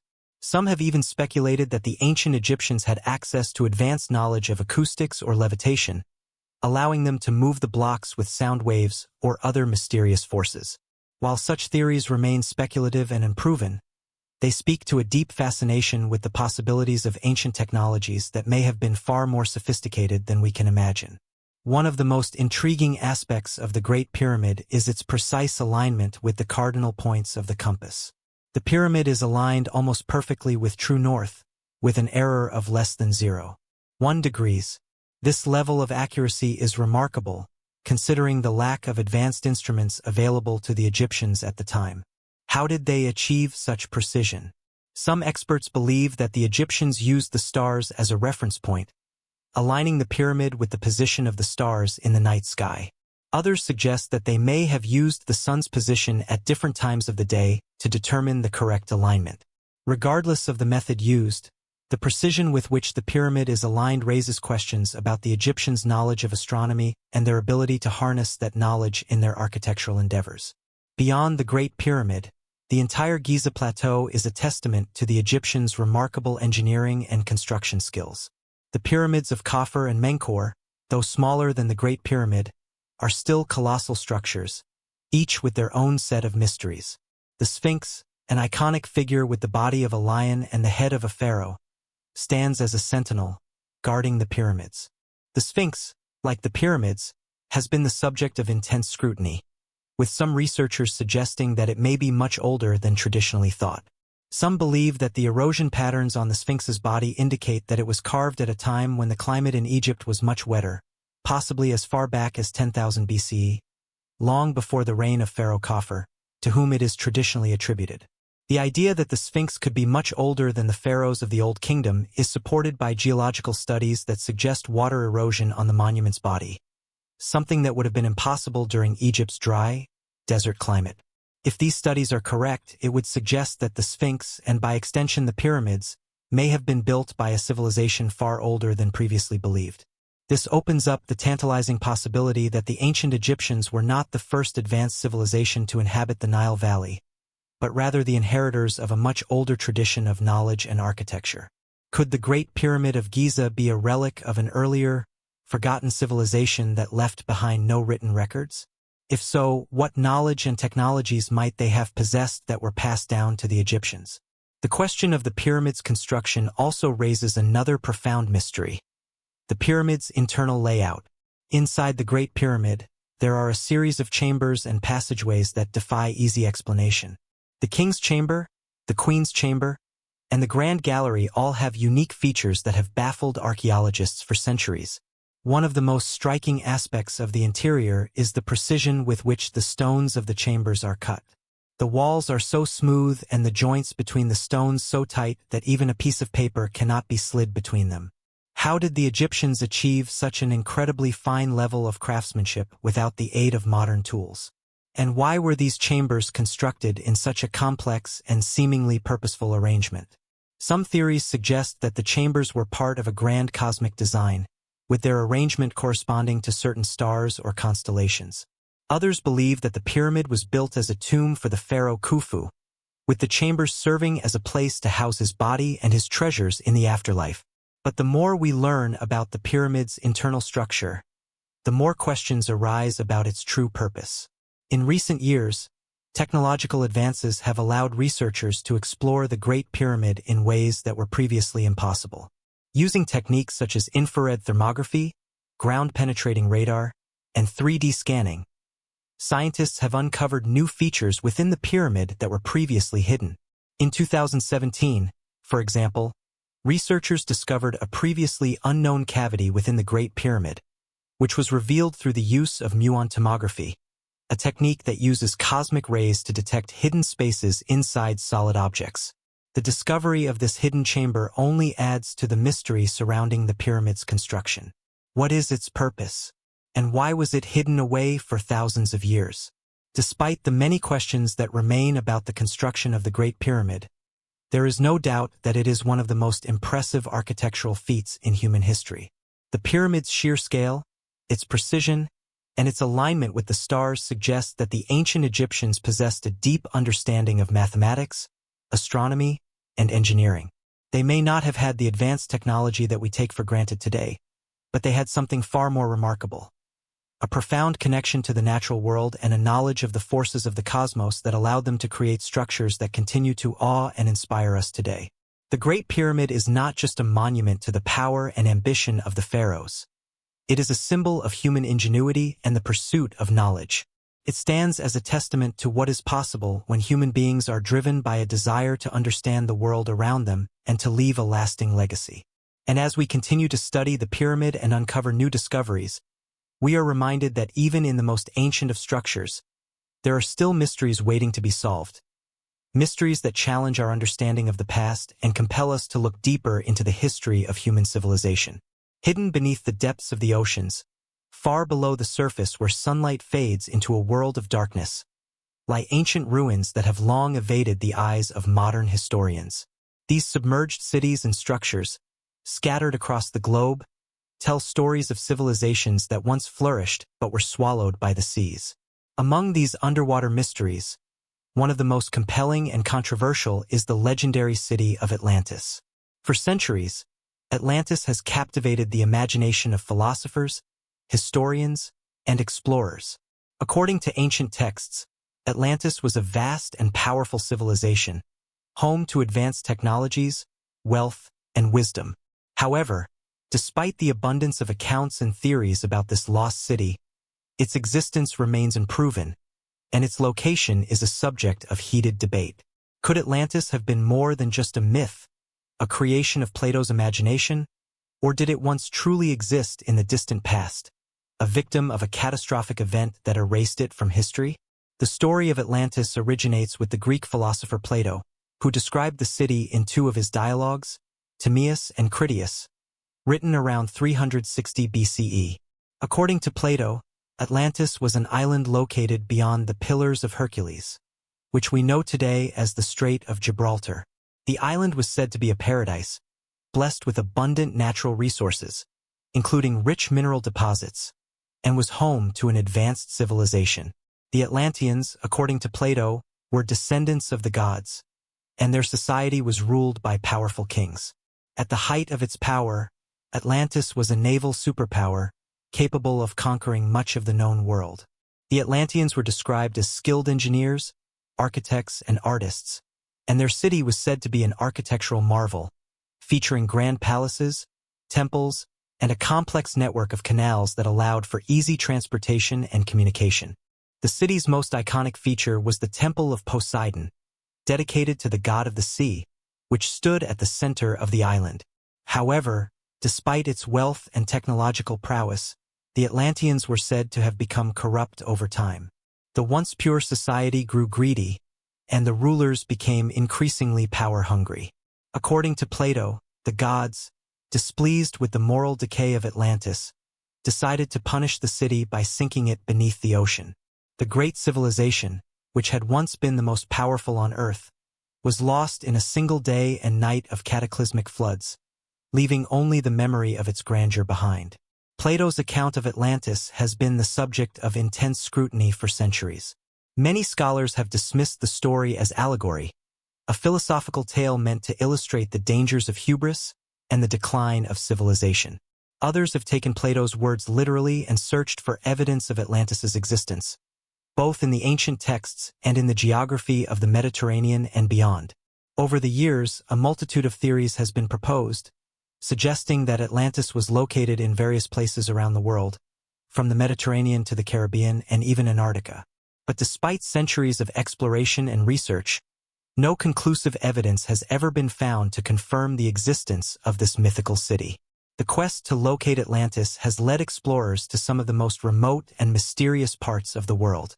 One of the most popular theories posits that Atlantis was located in the Mediterranean, specifically in the area of the Greek islands. Some researchers have suggested that the island of Santorini, which was once home to the Minoan civilization, could be the remnants of Atlantis. Santorini is known for its dramatic volcanic eruption around 1600 BCE, which led to the collapse of the Minoan civilization and the flooding of its capital city, Akrotiri. The island's destruction was so catastrophic that it has been suggested that the event could have inspired the myth of Atlantis. Evidence of advanced architecture and a thriving civilization on Santorini before the eruption adds weight to this theory. The similarities between the descriptions of Atlantis and the features of Santorini, such as its island location, volcanic nature, and destruction by water, make this theory particularly compelling. Other theories place Atlantis in the Atlantic Ocean, beyond the Strait of Gibraltar, as Plato originally described. The most prominent of these theories suggests that Atlantis was located on the Azores, a group of islands situated to the west of Portugal. The Azores, with their lush vegetation and volcanic activity, are often cited as a potential location for Atlantis due to their proximity to the Pillars of Hercules. Proponents of this theory point to the island's underwater topography, which they argue may contain the ruins of an ancient city. Similarly, some have suggested that the Bahamas, particularly the Bimini Road, a submerged stone formation in the Atlantic Ocean, could be the remnants of Atlantis. The formation consists of large, rectangular stones arranged in a pattern that some believe was once part of a man-made structure. The Bimini Road has sparked debate among archaeologists, with some arguing that it is a natural geological formation, while others believe it could be the remnants of an ancient city submerged by rising sea levels. One of the most fascinating aspects of the Atlantis myth is the idea that the city's destruction was not only physical but also tied to cosmic events. Many theories about Atlantis suggest that the civilization's downfall was caused by a massive cataclysm, such as an asteroid impact or a great flood. The possibility of such events occurring in the distant past is not beyond the realm of possibility. Scientists know that the Earth has been struck by asteroids and comets throughout its history, and such events have had devastating effects on the planet's ecosystems. The idea of a cataclysmic event wiping out a civilization is not limited to Atlantis. Many ancient cultures have myths of great floods and the destruction of entire cities or continents. The biblical story of Noah's Ark, the Sumerian epic of Gilgamesh, and the Hindu myth of the Mahabharata all describe catastrophic floods that could have been inspired by real events in ancient history. The notion that Atlantis was destroyed by a cosmic catastrophe has gained traction in recent years, particularly with the growing interest in ancient astronomical knowledge. The idea that the Atlanteans were advanced in their understanding of the cosmos, and that their civilization's destruction was linked to a cosmic event, has led some researchers to investigate the role of astronomical phenomena in the rise and fall of ancient civilizations. For example, some have suggested that the destruction of Atlantis could have been caused by the shifting of the Earth's poles, a phenomenon known as a polar shift, which would have caused massive flooding and geological upheaval. Others have proposed that Atlantis was located in the Caribbean and was destroyed by a massive tsunami triggered by the impact of a comet or asteroid in the region. Despite the many theories and speculations about the location and fate of Atlantis, there is little concrete evidence to support any one of them. In fact, many mainstream archaeologists and historians remain skeptical of the idea that Atlantis was a real place. While Plato's account of Atlantis is detailed and captivating, it is still largely seen as a myth, a creation of his imagination meant to convey moral lessons rather than a factual historical account. The lack of physical evidence, combined with the fantastical nature of Plato's description of the city, has led many scholars to conclude that Atlantis is more myth than reality. Yet, the allure of Atlantis persists. The idea of a lost, advanced civilization has a universal appeal, tapping into the human fascination with the unknown and the possibility that there is much more to our history than we currently understand. The search for Atlantis is not just about finding a specific city or a particular location. It is about the quest for knowledge, the desire to uncover hidden truths, and the hope that we may one day unlock the mysteries of the ancient world. Whether Atlantis ever truly existed or not, the myth endures, and with it, the fascination with lost civilizations that may one day rise again from the depths of the oceans, just as Atlantis was once said to have done. In the remote jungles of Central America, deep within the dense rainforests that stretch across parts of modern-day Guatemala, Honduras, and Mexico, lies a civilization that flourished centuries before the rise of the great empires of the Americas. The Maya, with their towering pyramids, intricate temples, and complex calendar systems, built a civilization that became one of the most sophisticated and awe-inspiring in the ancient world. Yet, like many great civilizations of antiquity, the Maya ultimately declined, leaving behind only the remnants of their once glorious cities and monuments. What caused their sudden collapse, and why did one of the most advanced societies of the ancient world disappear so mysteriously? While the ancient Maya have long been admired for their achievements in astronomy, mathematics, and architecture, the true reasons behind their dramatic downfall remain shrouded in mystery. The Maya civilization, which reached its peak between 250 and 900 CE, was one of the most advanced and culturally rich societies in pre-Columbian America. The Maya built massive cities, each with grand pyramids, palaces, and ceremonial centers. Their most famous cities, such as Tikal, Copan, and Palenque, were centers of power, culture, and religion, where rulers and priests conducted elaborate ceremonies and feasts. The Maya also created one of the most accurate and complex calendar systems in history, which included both a ritual calendar and a solar calendar, and they made important advancements in mathematics, including the concept of zero. Maya architecture is another testament to their ingenuity. The pyramids and temples they built were not only monumental in scale, but also highly sophisticated in design. The most famous example is the pyramid at El Castillo in Chichen Itza, which is designed to align with the sun during the equinoxes, creating the illusion of a serpent descending the steps of the pyramid. This integration of astronomy and architecture is a clear indicator of the Mayas' deep understanding of the natural world. Their cities were also designed with an understanding of geography and the surrounding environment, incorporating features such as reservoirs, canals, and terraces that allowed them to thrive in the challenging tropical environment. But for all their achievements, the Maya civilization faced numerous challenges, many of which may have contributed to its eventual downfall. The first and most obvious challenge was the region's geography and climate. The Maya civilization thrived in the lowlands of the Yucatan Peninsula and the surrounding areas, where the land was often prone to droughts, hurricanes, and other natural disasters. While the Maya were skilled farmers, their success was heavily dependent on rainfall, which could be unpredictable. Evidence from archaeological sites suggests that during the height of the Maya civilization, the region experienced periods of severe drought, which would have put immense pressure on their agricultural system. Crops such as maize, the staple food of the Maya, would have been particularly vulnerable to a lack of water, leading to food shortages and social unrest. However, it is not just environmental factors that may have led to the collapse of the Maya civilization. The rise and fall of cities such as Tikal and Copan suggest that political instability and warfare may have also played significant roles in the civilization's decline. The Maya were not a single unified empire, but rather a collection of independent city-states, each with its own ruler and political system.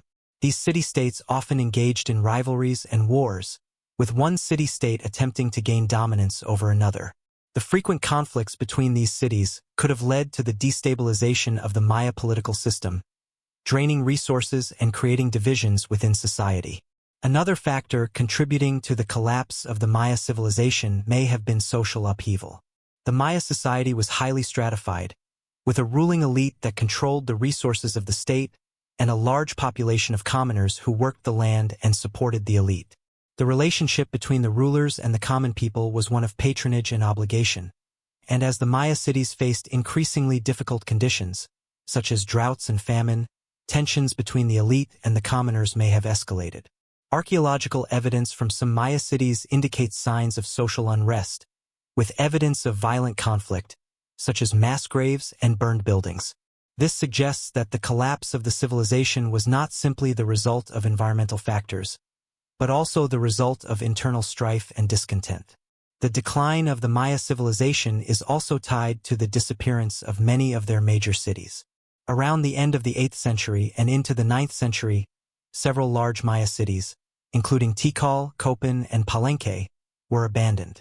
These cities had once been thriving centers of culture, religion, and commerce, but they suddenly became ghost towns, with no clear explanation as to why.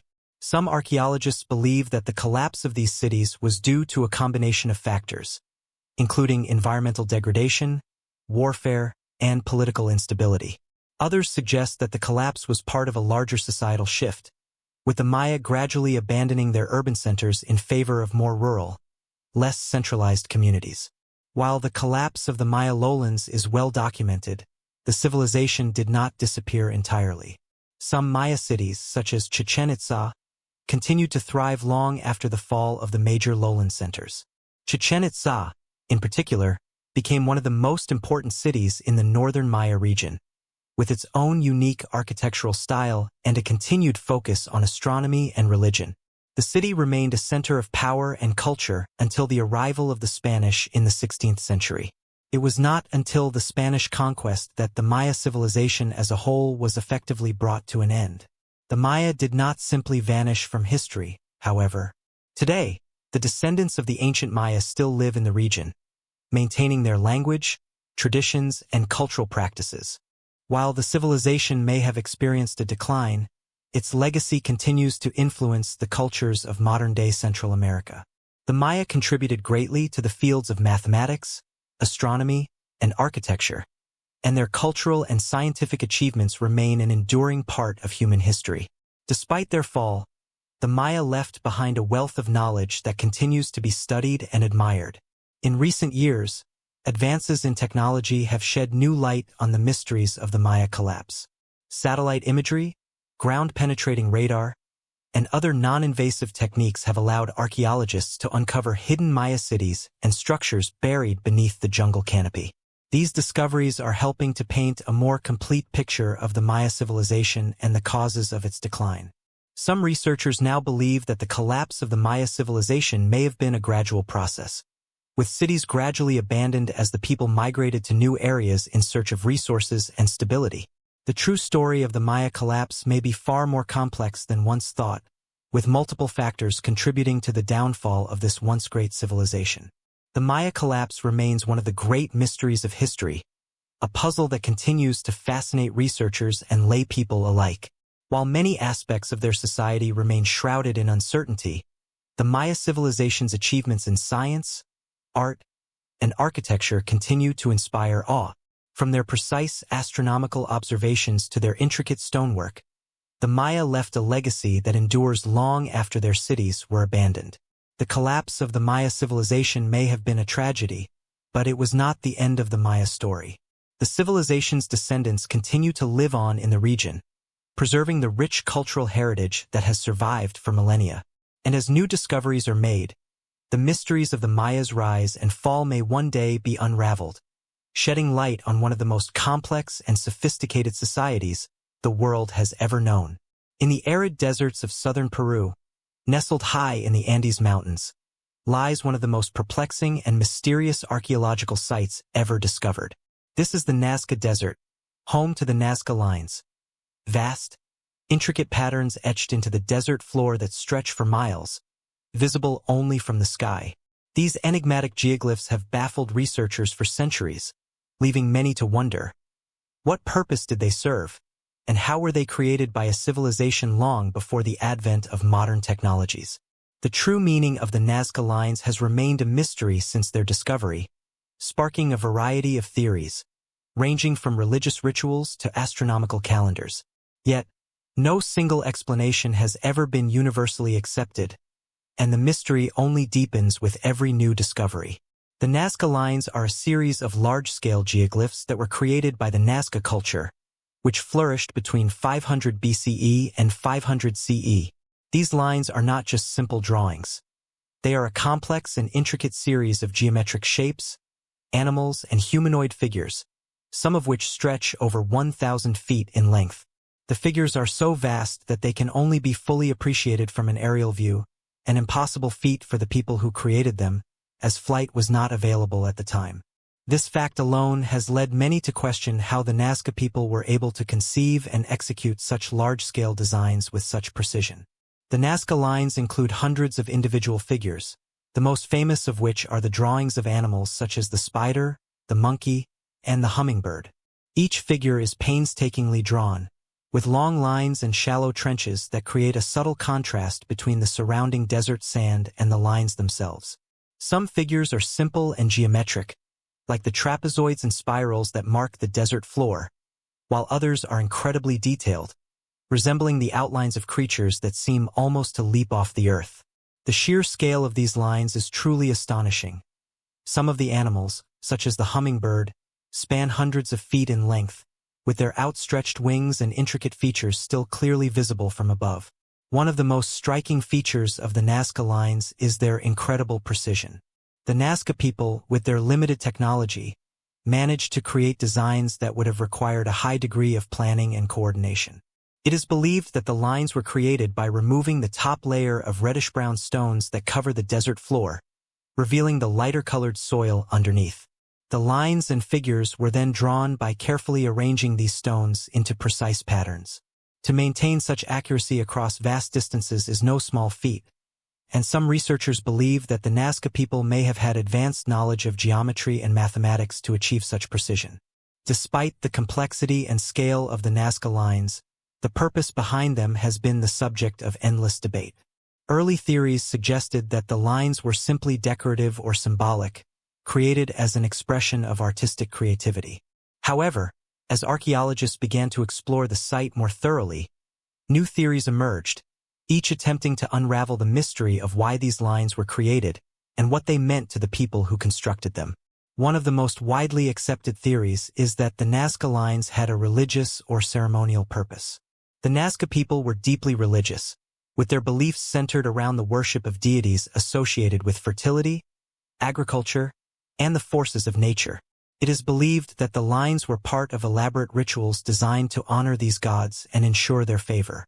Some researchers have suggested that the figures, such as the spider and the monkey, represent animals associated with important aspects of the Nazca people's worldview, such as fertility and the natural world. By creating these massive geoglyphs, the Nazca may have sought to communicate with the gods, inviting them to witness and participate in their ceremonies. Another theory proposes that the Nazca lines were an astronomical calendar, used by the Nazca to track celestial events such as solstices and equinoxes. The Nazca people had a deep understanding of the stars and the movements of celestial bodies, and their culture was heavily influenced by astronomy. The Nazca lines, with their geometric shapes and alignments, may have been designed to mark specific points in the sky, acting as a form of celestial navigation. Some of the lines appear to be aligned with the rising and setting points of the sun and the stars, suggesting that the Nazca people used the lines to track the passage of time and the changing of seasons. This theory is supported by the fact that many of the figures are oriented toward specific points on the horizon, indicating a deliberate connection between the land and the sky. In addition to these theories, there are more speculative explanations that have emerged over the years, some of which suggest that the Nazca lines were created for extraterrestrial visitors. The idea that the lines were designed to be visible from the sky has led some to propose that they were intended as markers for ancient astronauts, who may have visited Earth thousands of years ago. This theory, while highly controversial and lacking solid evidence, has captured the imagination of many and has been popularized in books and documentaries about ancient aliens. According to this theory, the Nazca people may have had contact with advanced extraterrestrial beings who guided their civilization and instructed them to create these vast and intricate designs. The idea of extraterrestrial influence is not new, and similar theories have been proposed for other ancient sites, such as the pyramids of Egypt and the Stonehenge Circle in England. While such ideas remain speculative, they continue to fuel discussions about the true origins of the Nazca lines. Despite the many theories, the true purpose of the Nazca lines remains elusive. Some researchers argue that the lines may have had a multifaceted purpose, serving as both a form of religious expression and an astronomical tool.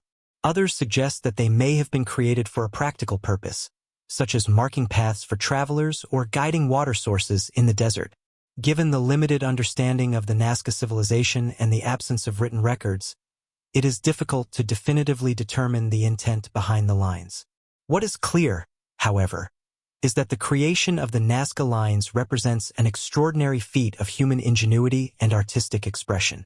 In recent years, technological advancements have allowed archaeologists to gain new insights into the Nazca lines.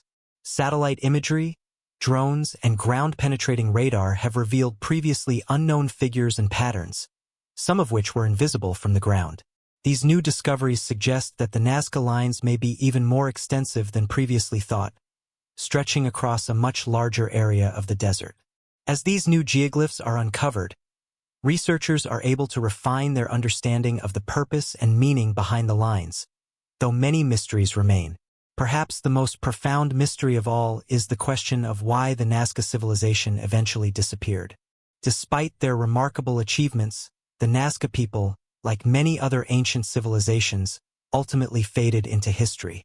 The reasons for their decline are unclear, but some researchers believe that environmental factors, such as prolonged droughts, may have played a role in the collapse of the civilization.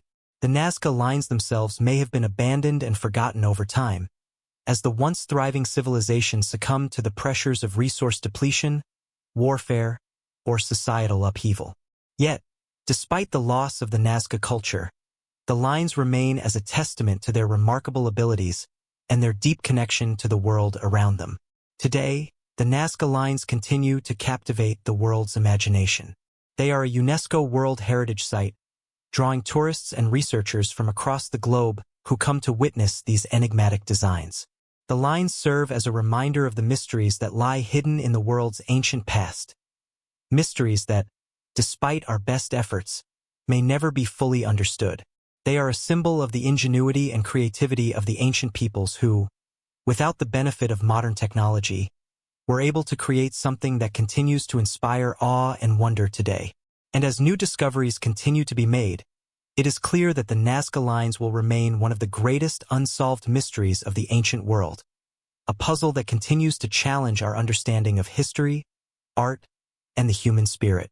In the heart of the Andes, high up in the Peruvian mountains, lies a structure that defies modern understanding. It is not a structure in the conventional sense, but rather a complex of enormous, perfectly cut stones stacked with such precision that they fit together without mortar. This site, known as Sacsayhuaman, is a testament to the incredible craftsmanship and engineering skills of the ancient peoples who built it. Its massive walls, some of which rise to over 12 meters in height, are made from stones weighing several tons, many of which fit so tightly together that a blade of grass cannot be inserted between them. The mystery of how the Incas, who were not known for their use of metal tools, could have crafted such precision continues to baffle archaeologists and engineers alike. But perhaps the most intriguing question is not just how the stones were cut, but why this site, like many other Incan structures, was built with such uncanny skill and purpose. Sacsayhuaman is located near the city of Cusco, which was the capital of the Inca Empire. It is believed to have been built around the 15th century, though the precise dating remains uncertain. The site was a massive fortress or ceremonial complex, strategically located on a hill overlooking the city. The walls of Sacsayhuaman, which form a series of terraces, are arranged in a zigzag pattern, creating a highly defensive structure. The purpose of the site has been the subject of much debate, with some believing it was a military installation, while others argue that it had more ceremonial or religious significance. Despite the uncertainties surrounding its original function, one thing is clear: the construction of Sacsayhuaman represents a level of sophistication that challenges our understanding of ancient engineering. The stones that make up Sacsayhuaman are some of the largest ever used in construction in the ancient world. The largest of these stones weigh over 100 tons. And there are many examples of stones that have been cut with such precision that they fit together as though they were carved from the same block. This level of craftsmanship was not seen in any other ancient culture, even the Egyptians, who are known for their impressive stonework. What is particularly baffling is that the Incas did not have metal tools, which are generally considered necessary for cutting such massive stones with such precision. Instead, they are believed to have used stone hammers and other primitive tools, as well as an array of techniques that are still not fully understood. Some researchers believe that the Incas may have employed a form of advanced stoneworking that has since been lost to history. In addition to the precision of the stonework, the sheer scale of the construction is another aspect of Sacsayhuaman that defies explanation.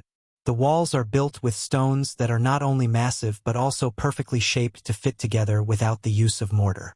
The technique, known as ashlar masonry, involves cutting stones to such exact dimensions that they lock together without the need for any binding material. This is a remarkable feat of engineering, especially considering that the stones were cut and transported without the use of modern machinery or tools.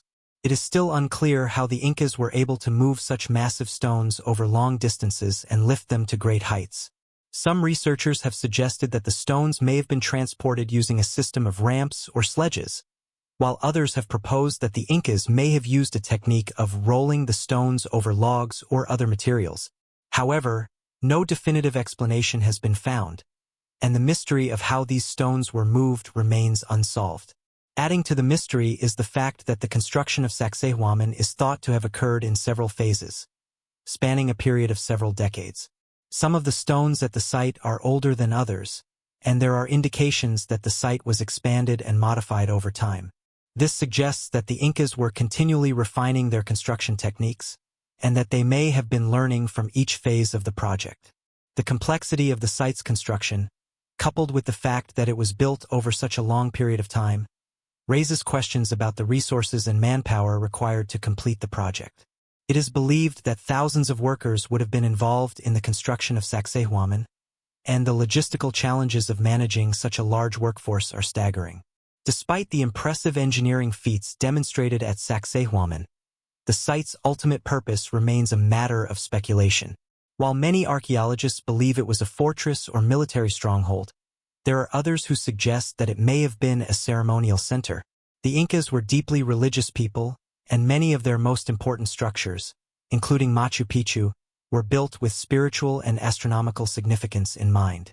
Some researchers believe that the layout of Sacsayhuaman may have been designed to align with certain astronomical events, such as the solstices and equinoxes, and that the site may have served as an observatory or a place for religious rituals.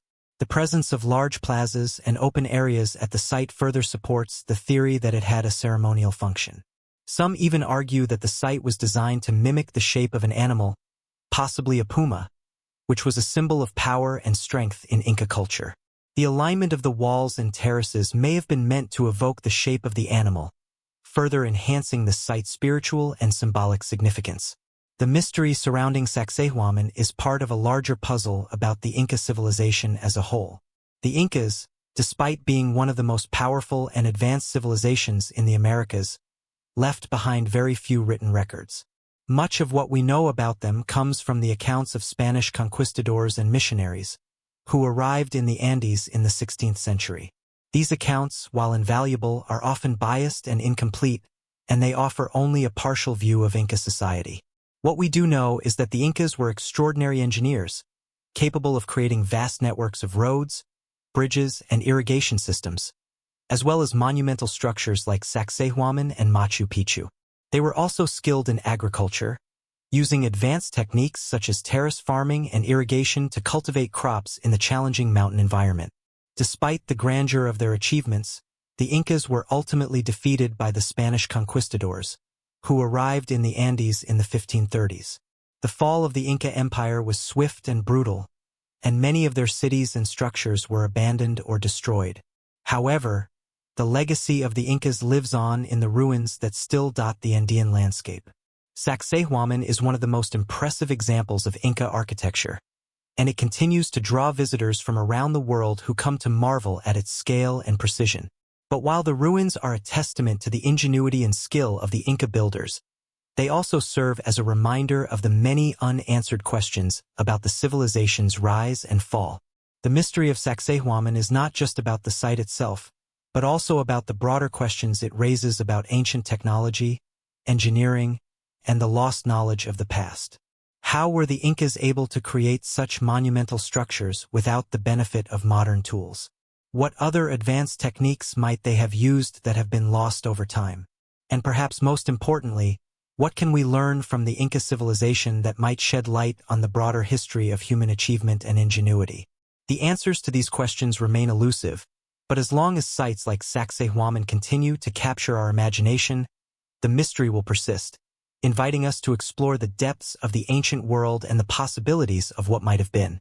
High in the mountainous region of southern Peru, nestled amidst the dense cloud forests of the Andes, lies a place that has captivated historians, archaeologists, and adventurers for centuries: Machu Picchu. This ancient Incan citadel, perched at an altitude of over 7,000 feet, is one of the most famous and awe-inspiring archaeological sites in the world. Despite its global recognition, the mystery of Machu Picchu remains profound. While much is known about the site's construction and its historical context within the Inca Empire, many questions still surround its true purpose, the methods of its construction, and its eventual abandonment. As one of the most enduring symbols of ancient civilization, Machu Picchu continues to invite exploration into its enigmatic origins, its cultural significance, and the mysteries that lie hidden in its stone walls. Machu Picchu was built in the 15th century during the reign of the Inca Emperor Pachacuti, a visionary leader who is credited with expanding the Inca Empire into one of the largest and most advanced civilizations in pre-Columbian America. The site is believed to have served as a royal estate or a religious center for the Inca elite, though its exact purpose remains unclear. Some scholars suggest that it was a royal retreat, a place of rest and recreation for the Inca emperor and his family. Others argue that it was a sacred site, dedicated to the worship of the gods, particularly the sun god Inti, who was central to Inca religion. Regardless of its intended function, Machu Picchu is a masterpiece of Inca engineering, and a testament to the ingenuity of the civilization that built it. The construction of Machu Picchu is nothing short of extraordinary. The site consists of over 200 buildings, including temples, palaces, plazas, and agricultural terraces. These structures were built using a technique known as ashlar masonry, where stones are cut with such precision that they fit together without the use of mortar. This method of construction, which was perfected by the Incas, is still regarded as one of the most impressive feats of ancient engineering. The stones used to build Machu Picchu are so precisely cut that even a knife blade cannot slip between them, a level of craftsmanship that has left modern engineers and archaeologists in awe. The precision with which the stones were placed allowed the structures to withstand the test of time and the frequent earthquakes that have rocked the region throughout history. The construction of Machu Picchu is all the more remarkable given the challenges posed by the site's location. The citadel is perched on a mountain ridge, surrounded by steep cliffs and deep valleys. Transporting the massive stones to such a remote and elevated location would have been a monumental task. Yet, the Incas were able to move and carve these enormous stones using only basic tools such as stone hammers, copper chisels, and wooden sledges. It is believed that the stones were quarried from nearby hills and then hauled up to the site, a feat that would have required an enormous labor force and a sophisticated system of ramps and levers. Despite the lack of written records, the precision and scale of Machu Picchu's construction suggests that the Inca Empire possessed an advanced understanding of engineering, architecture, and mathematics. The design of Machu Picchu itself is equally impressive. The city is laid out with remarkable attention to its natural surroundings, with buildings and terraces carefully positioned to take advantage of the mountain's topography. The site is divided into two main sections: the agricultural area, which contains a series of terraced fields used to grow crops, and the urban area, which contains the ceremonial and residential buildings. The agricultural terraces are a testament to the Incas' advanced farming techniques, which allowed them to cultivate crops in the steep, mountainous terrain. The terraces, which are supported by stone walls, helped prevent soil erosion and created a flat surface for planting. The Incas also developed sophisticated irrigation systems to channel water to the terraces, allowing them to grow crops such as maize, potatoes, and quinoa in the high-altitude environment. The urban area of Machu Picchu is centered around a large plaza, which was likely used for ceremonial purposes. Surrounding the plaza are several important buildings, including the Temple of the Sun, the Intihuatana Stone, and the Room of the Three Windows. The Temple of the Sun is one of the most iconic structures in Machu Picchu, with its semicircular walls and windows that align with the sun during the solstices. The temple is believed to have been dedicated to the sun god Inti, who was central to Inca religion. The Intihuatana Stone, located near the Temple of the Sun, is another important feature of the site. This carved stone, which is thought to have been used for astronomical observations, is believed to have functioned as a sundial or a solar calendar. It is aligned with the sun's position at different times of the year, marking important celestial events such as the solstices. Despite its remarkable features, Machu Picchu remained hidden from the outside world for centuries after its construction. After the fall of the Inca Empire in the 16th century, following the Spanish conquest, the site was abandoned and gradually forgotten. The dense jungle surrounding Machu Picchu helped conceal it from explorers and invaders, allowing it to remain largely intact until the early 20th century. It wasn't until 1911, when the American historian Hiram Bingham rediscovered the site, that the world began to take notice of Machu Picchu's existence. Bingham's expedition brought international attention to the site, and subsequent excavations uncovered much of its hidden treasures, revealing its intricate stonework, temples, and plazas. The rediscovery of Machu Picchu sparked a renewed interest in the Inca civilization and its achievements. It also raised new questions about the site's purpose, its origins, and the methods used to construct it. Some scholars have speculated that Machu Picchu was built as a place of refuge for the Inca emperor and his followers, offering a secure and remote location to escape from the Spanish conquistadors. Others argue that it was a ceremonial site, a place for the Inca elite to perform religious rituals and make offerings to the gods.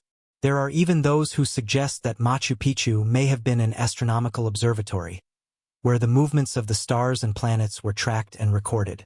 While the exact purpose of the site remains unclear, it is certain that Machu Picchu held significant religious, political, and cultural importance to the Incas.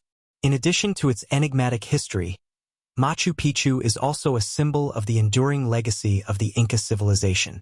The site is a testament to the skill and ingenuity of the Inca people, who were able to build such a magnificent structure without the benefit of modern technology.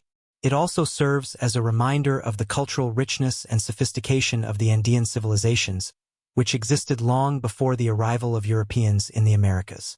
The Incas' achievements in agriculture, engineering, and astronomy were remarkable, and their ability to adapt to the challenging mountain environment is a testament to their resilience and ingenuity. Yet, despite its enduring significance, Machu Picchu also stands as a symbol of the tragedy that befell the Inca civilization. The conquest of the Inca Empire by the Spanish in the 16th century marked the end of an era, and many of the great cities and monuments of the Incas were destroyed or abandoned. The loss of these cultural treasures, along with the decimation of the Inca population through disease and warfare, represents one of the greatest tragedies in human history. Machu Picchu, however, survived the ravages of time, standing as a reminder of what was lost and what remains. Today, Machu Picchu continues to draw millions of visitors from around the world, who come to marvel at its beauty and wonder at its mysteries. The site has been declared a UNESCO World Heritage Site and is considered one of the new 7 wonders of the world. Yet, despite its global recognition, the mysteries of Machu Picchu remain as compelling as ever. How was it constructed with such precision and skill? What was its true purpose? And why was it abandoned and left to the jungle for so many centuries? These questions continue to intrigue scholars, adventurers, and visitors alike, ensuring that the story of Machu Picchu remains one of the most captivating mysteries in the history of ancient civilizations. Amidst the towering peaks of the Andes, hidden within the shadows of the distant mountains, there lies a place of mysterious stonework and enigmatic structures. This place is known as Ollantaytambo, a town that is far more than just a charming Andean settlement. It is home to one of the most remarkable examples of Inca architecture, an archaeological site that remains a testament to the advanced engineering and strategic brilliance of the ancient Inca Empire. Ollantaytambo is not just a ruin, but a complex mosaic of history, culture, and technology, all intertwined within the high-altitude landscapes of Peru. From its terraced hillsides to its massive stone structures, Ollantaytambo challenges historians and archaeologists to reconsider what they know about the Incas and their vast empire. The history of Ollantaytambo begins long before the rise of the Inca Empire. Evidence suggests that the site has been inhabited for thousands of years, possibly dating back to pre-Inca civilizations. The area was originally a strategic agricultural and ceremonial site, with a long history of human occupation in the region. However, it was during the Inca period in the 15th century that Ollantaytambo transformed into a crucial military and religious center. It became a powerful stronghold, strategically located at the entrance to the Sacred Valley, a region that was vital for the control of trade routes and agricultural production. The name Ollantaytambo itself is derived from the Inca legend of Ollantay, a prominent leader and warrior who defied the powerful Inca Emperor Pachacuti. The story of Ollantay's rebellion is filled with intrigue, love, and betrayal, as the leader fell in love with the emperor's daughter, a union forbidden by the emperor. In some versions of the legend, Ollantay's rebellion against the emperor resulted in a defeat, but the story has always been remembered as one of passionate resistance against the oppressive forces of the Inca ruling class. The connection to the Inca Empire, though steeped in legend, is more than symbolic. Ollantaytambo was not only a military stronghold, but also the site of a grand religious and political struggle. The strategic significance of Ollantaytambo's location cannot be overstated. Sitting at the confluence of the Urubamba River and several important Inca roads, the site commanded access to one of the empire's key trade and military routes. The town itself was carefully planned, with narrow streets and residential buildings arranged in a grid pattern. Above the town, perched on a massive rocky outcrop, stand the remains of the ancient fortress, a symbol of the military power that the Incas held in the region. The site is famous for its massive terraces, which stretch across the slopes of the mountain, supported by walls of tightly interlocking stones. These terraces, used for agriculture, reflect the advanced engineering techniques of the Inca, who understood how to utilize their environment for both defensive and productive purposes. The step terraces, which climb the steep slopes of the mountain, were used by the Incas to grow crops, particularly maize, which was a staple of their diet. The terraces were ingeniously designed to take advantage of the high-altitude environment and maximize the amount of arable land in a region that otherwise might have been difficult to cultivate. The stone walls of the terraces not only helped to support the soil but also functioned as a way of managing water, allowing the Incas to irrigate their crops effectively. At the same time, the terraces served as a defensive mechanism. If an invading force tried to ascend the mountain, the terraces would have made it much more difficult for them to do so. At the top of the site, above the terraces, stands the impressive fortress of Ollantaytambo. The fortress is made up of a series of massive walls, gates, and plazas, many of which are still in remarkably good condition. The most famous feature of the fortress is the array of giant stone blocks that form its walls. These stones are not only massive but also precisely cut, a testament to the advanced stoneworking techniques of the Incas. The walls themselves are constructed in a technique known as ashlar masonry, where stones are cut with such precision that they fit together without the need for mortar. This technique allowed the walls to withstand the powerful earthquakes that frequently struck the region, a crucial feature in a seismic zone like the Andes. One of the most remarkable aspects of Ollantaytambo is its unfinished structures. Unlike other Inca sites, where buildings are often fully constructed, the fortress at Ollantaytambo contains numerous incomplete structures. The reason for this is not entirely clear, but it is believed that construction was halted either because of the arrival of Spanish forces or due to the rebellion of local leaders against the Inca Empire. This unfinished aspect of Ollantaytambo gives the site an added layer of mystery, as it hints at a story of ambition, resistance, and the interruption of a grand project. The unfinished walls and terraces stand as silent witnesses to a critical moment in the history of the Inca Empire, a time when the great civilization was on the brink of its collapse at the hands of the Spanish conquistadors. The significance of Ollantaytambo is not only tied to its military and agricultural functions, but also to its role as a religious and ceremonial center. Like many Inca sites, Ollantaytambo was built with deep spiritual meaning, and the layout of the site reflects the Incas' belief in the sacredness of their surroundings. The site is positioned in alignment with the natural features of the landscape, including the mountains and the river below, which were seen as powerful symbols of life and fertility.